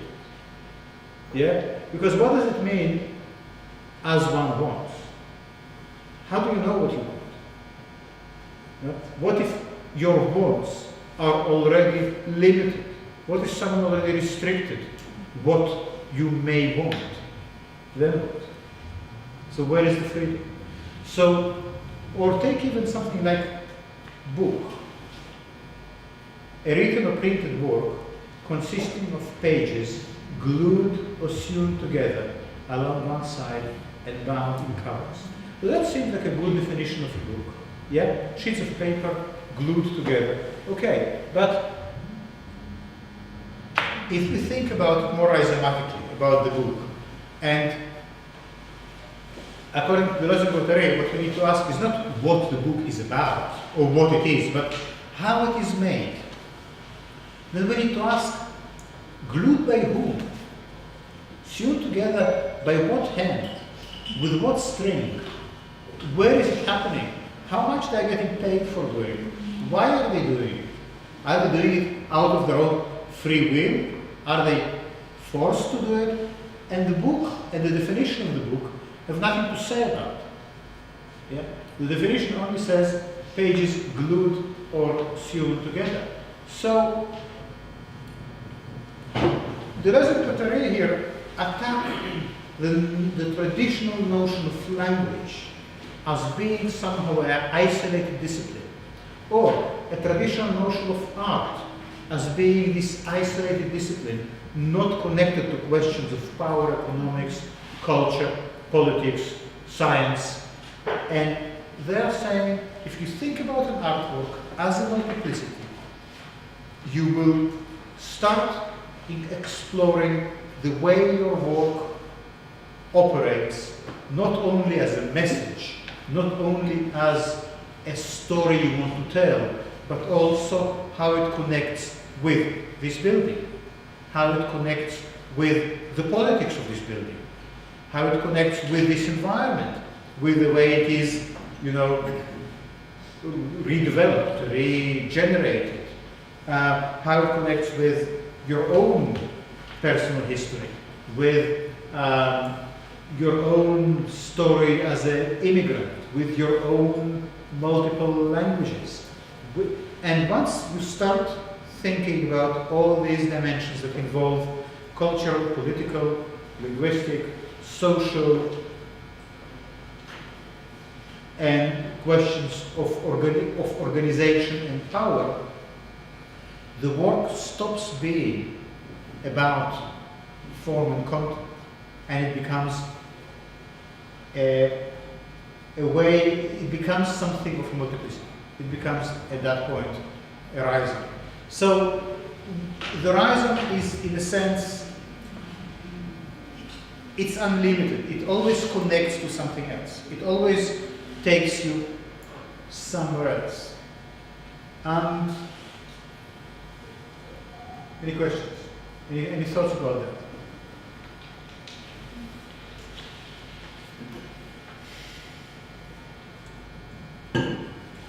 There is no ideal speaker-listener any more than there is a homogeneous linguistic community. So, what does it mean? In Athens of Plato, perhaps there was a homogeneous linguistic community. Every Athenian man spoke Greek, classical Greek, and everyone could understand everyone. And if you were not from here, not one of us, then you were a barbarian. And barbarian, the word barbarian, is an onomatopoeic word. It imitates the brr brr brr, the way sort of the Slavic people spoke with their rolling R,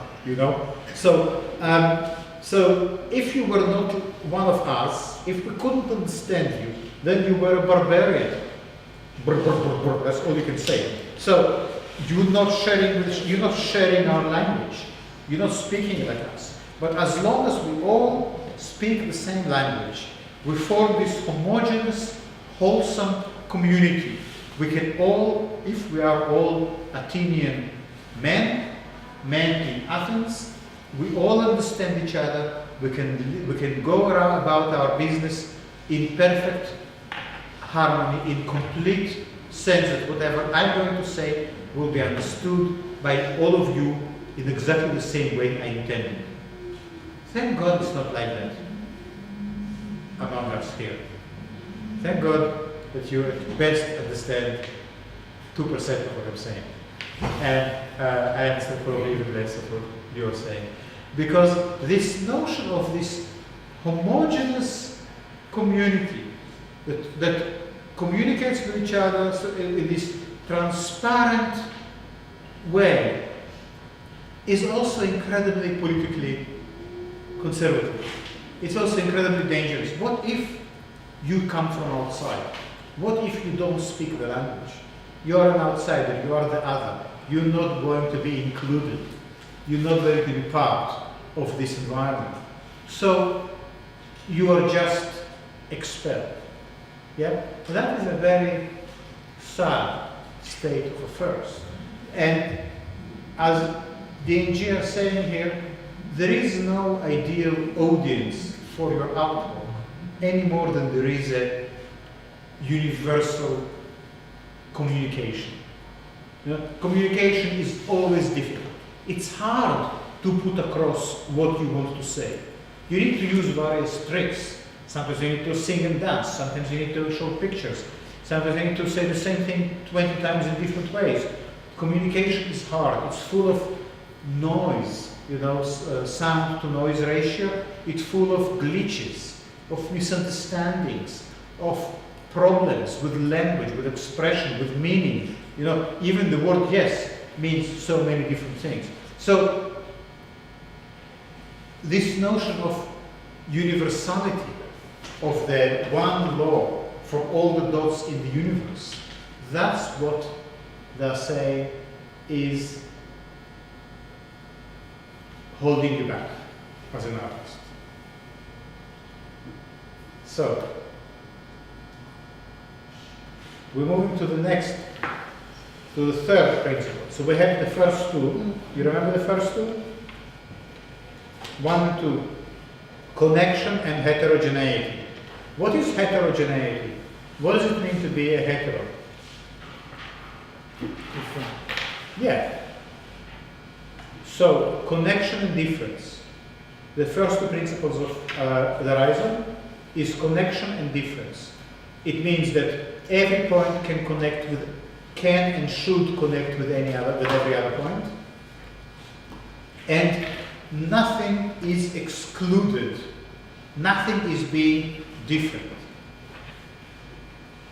In the ideal Athenian environment, if you are not one of us, if you are not male, Greek, speaking the proper language, you're different, you are excluded. In a Rhizome, there is no exclusion. There are only connections. So that's 1 and 2. 3, principle of multiplicity. Terry, do you think you can read to us? Yeah. Principle of multiplicity. It is only when the multiple is effectively treated as a substantive multiplicity that it ceases to have any relation to the one as subject or object, natural or spiritual reality, image and word. Multiplicities are rhizomatic and expose arborous and pseudo-multiplicities for what they are. Pseudo-multiplicities for what they are. Okay, quite a mouthful here. Anyone can help us to understand this?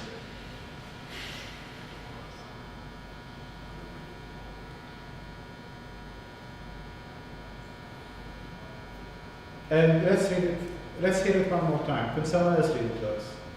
Hannah, can you read it to us? No? No. Okay. Anna. Okay. Principle of multiplicity.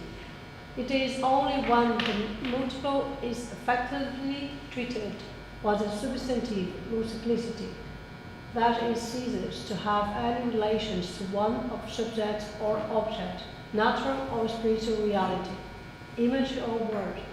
Multiplicities are rhizomate and expose our progressions, pseudo multiplicities for what they are. Okay, can someone help us with that? Sounds about the idea of the multiple is kind of a mental construct of several ones. You can't think of the multiple as a series of singles. You have to think of this multiplicity as a rhizome. That's right, that's right. So you should think about the multiplicity as a proliferation of subjects or objects. It's not about that. It is, again, so when they say a subject and object, you in your head, you should already have this allergic reaction. Do you know the sound of a fork on a plate or nails on glass? You know this? So once you need to have this reaction whenever someone is speaking about subject or an object, or what was your idea, or what does it mean, you should start having this rush going through your body. They want me to do this. They think that between 2 points there can only be one line. You know, it reminds me of the Janet Fraser video, the Uber Web one. Andrea Fraser. Andrea Fraser, yeah. Like by being multiplicity, she exposes kind of structures. Right, good. Okay, so. Is it also a way to say that we should be a step away from definitions? Absolutely right, yes. And what is the problem with definitions? They only give you one way to connect, yeah? So you might say, yes means this, yeah? But then, as we saw, yes can also mean completely different thing. Yes can be totally unimportant statement, or it can be a life-changing statement, yeah? The same 3 letters uttered in different circumstances. And what is the difference? I mean, in this example with the salt and the wedding, the difference is the circumstances. The word is the same, but uttered around the table and uttered at the altar means completely different things. But it's the same word. So how is it possible? How is it possible that it can mean such things? Shouldn't we have a different word for every environment? That would be one way of doing it. That's slang though, isn't it? That's exactly slang, yes.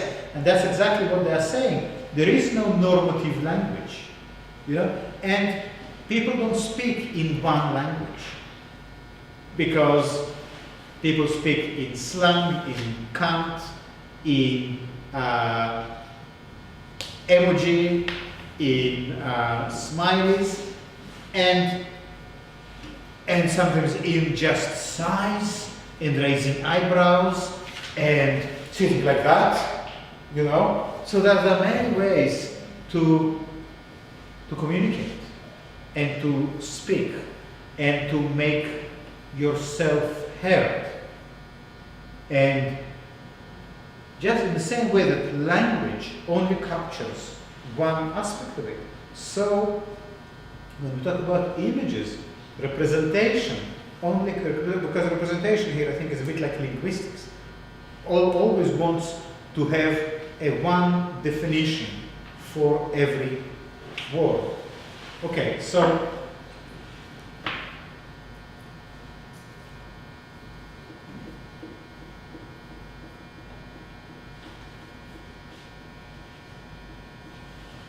when Glenn Gould speeds up the performance of a piece, he is not just displaying virtuosity, he is transforming the musical points into lines. He is making the whole piece proliferate. Do you know Glenn Gould? Anyone heard? Yes. Yes? Canadian pianist? So yeah, his very famous recording is the Goldberg Variations. And it is very interesting to compare the one he recorded in the beginning of his career and the one he recorded at the very end. But even take something like the bolero. Anyone knows the bolero?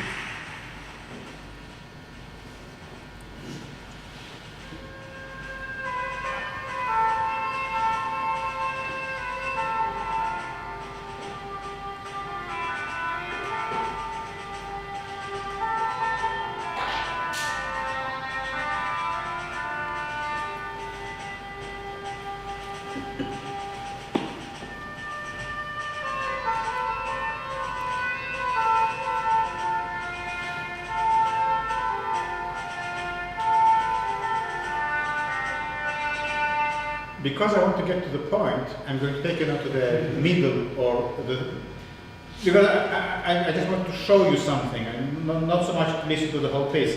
So that's why I'm going to do some violence to it. But we're going to listen to a little bit from towards the end when it's all developed, and then we'll go to the beginning and we'll see how you can talk about this bolero as a rhizome, okay?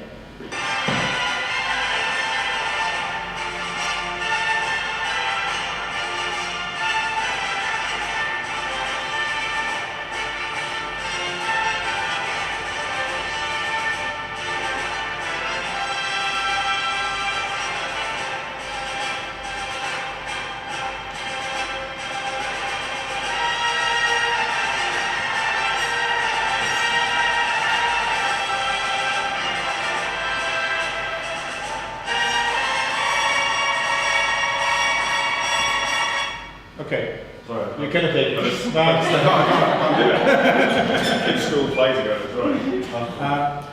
But listen to the beginning. Okay, ready?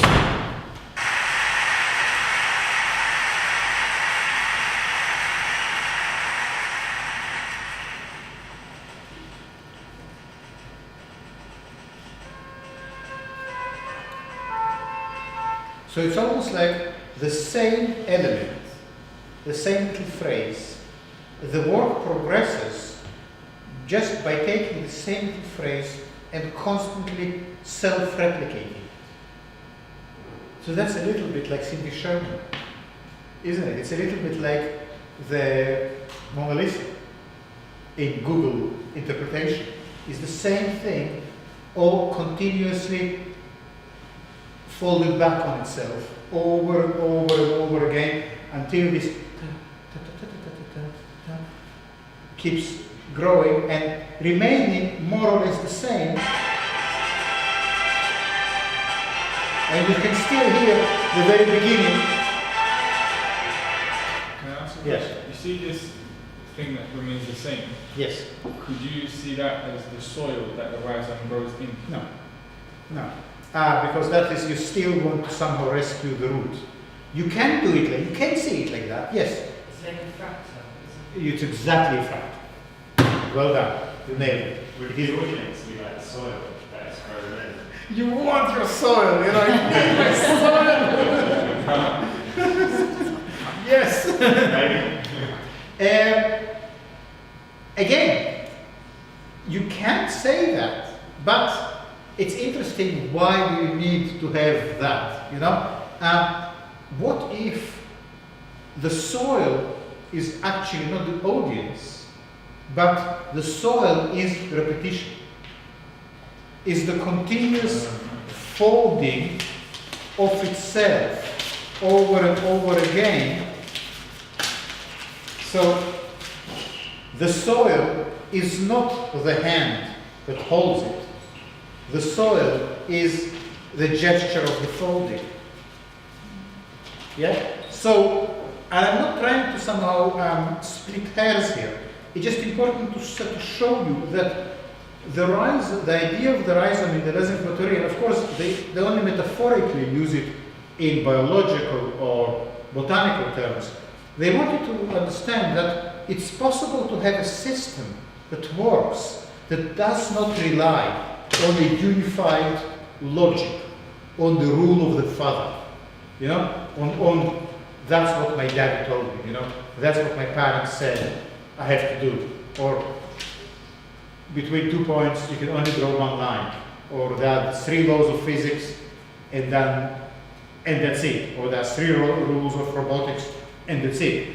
They want to show you that working in this way, you will always miss something absolutely essential.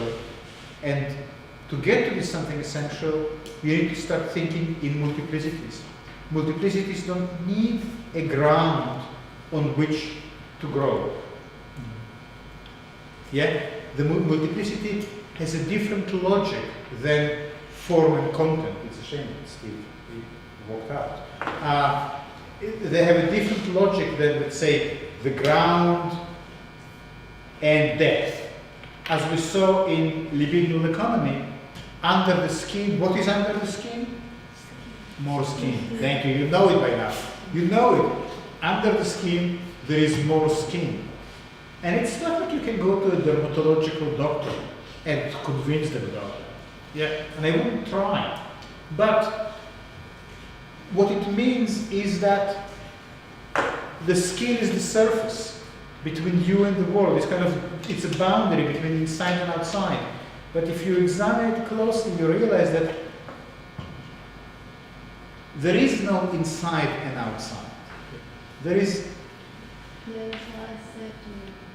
That's right. That's right. That's right. Yes. There is no inside and outside. Because beneath the skin, there is just more skin. If you remove this boundary, underneath, there is another boundary. Here we have a table covered in formica, I believe it's called. Let's take a chisel and chisel off this top layer. So we remove the formica. What we find underneath? We still have the surface. We remove the surface. Underneath, there is again a surface. Let's remove that as well. What is underneath? There is again a surface.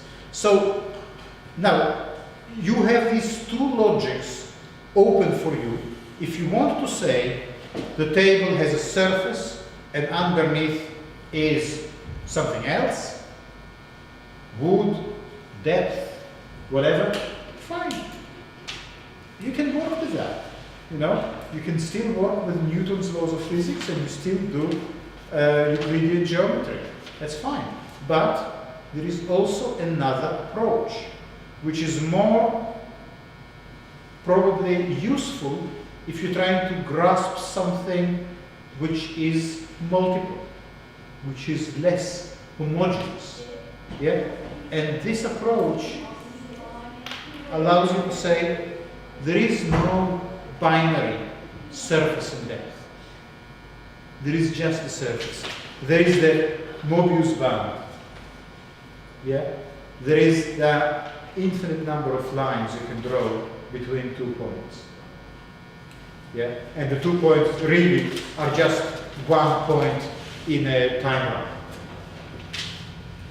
So it's kind of horses for courses.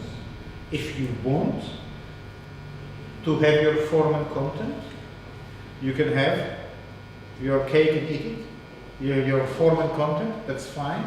But if you are fed up of form and content, if you feel that your work suffers because you all the time have to think about the form and the content and how they relate to each other, you have another approach. It is available to you. It's called multiplicity. And you get to it by subtraction, not addition. And the number, let's look at the next sentence. Can you read to us, please? The number is no longer a universal concept measuring elements according to their emplacement in a given dimension, but has itself become a multiplicity that varies according to the dimensions considered, the primacy of the domain over a complex of numbers attached to that domain. How do you understand this? To help us understand it, Abbas, can you read it again, but instead of the number, read it, and I leave it for you to improvise, the word yes. Instead of number, read the word yes. The word yes is no longer a universal concept measuring elements, giving consent according to their emplacement in a given context, but has itself become a multiplicity that varies according to the contexts considered. That's right. The primacy of the context of Great.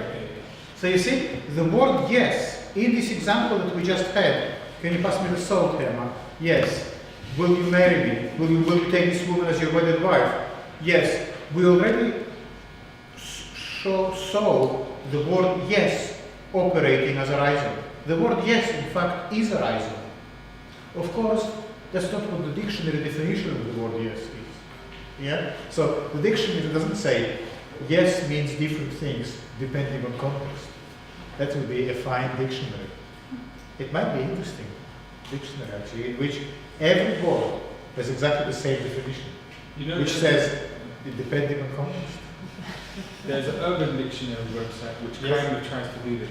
Yes, It's right. like focusing That's on, right. Imagine a dictionary, I just talked about it now, so I'm very excited, in which every definition goes like, it depends on context. Would it be a bad dictionary?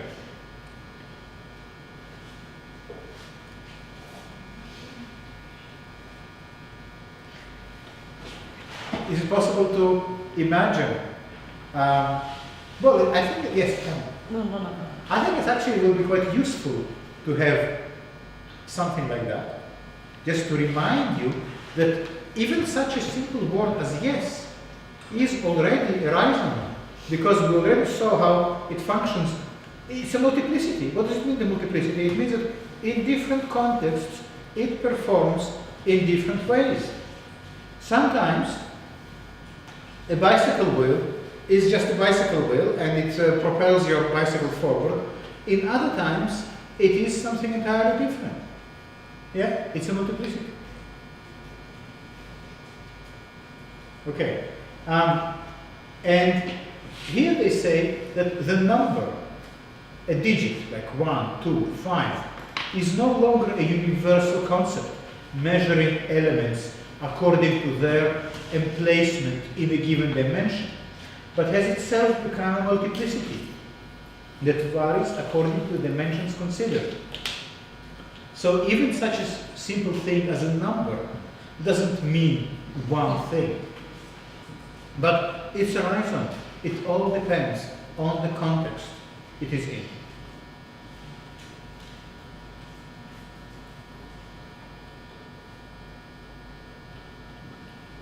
Now, this is very good. Could someone read to us this? Ruth, can I ask you to read to us? Okay, hold on a second. I see we're already going a bit over time. Can you do one more paragraph? One more extra? Okay, thank you. Read. We do not have units of measure, only multiplicities or varieties of measurement.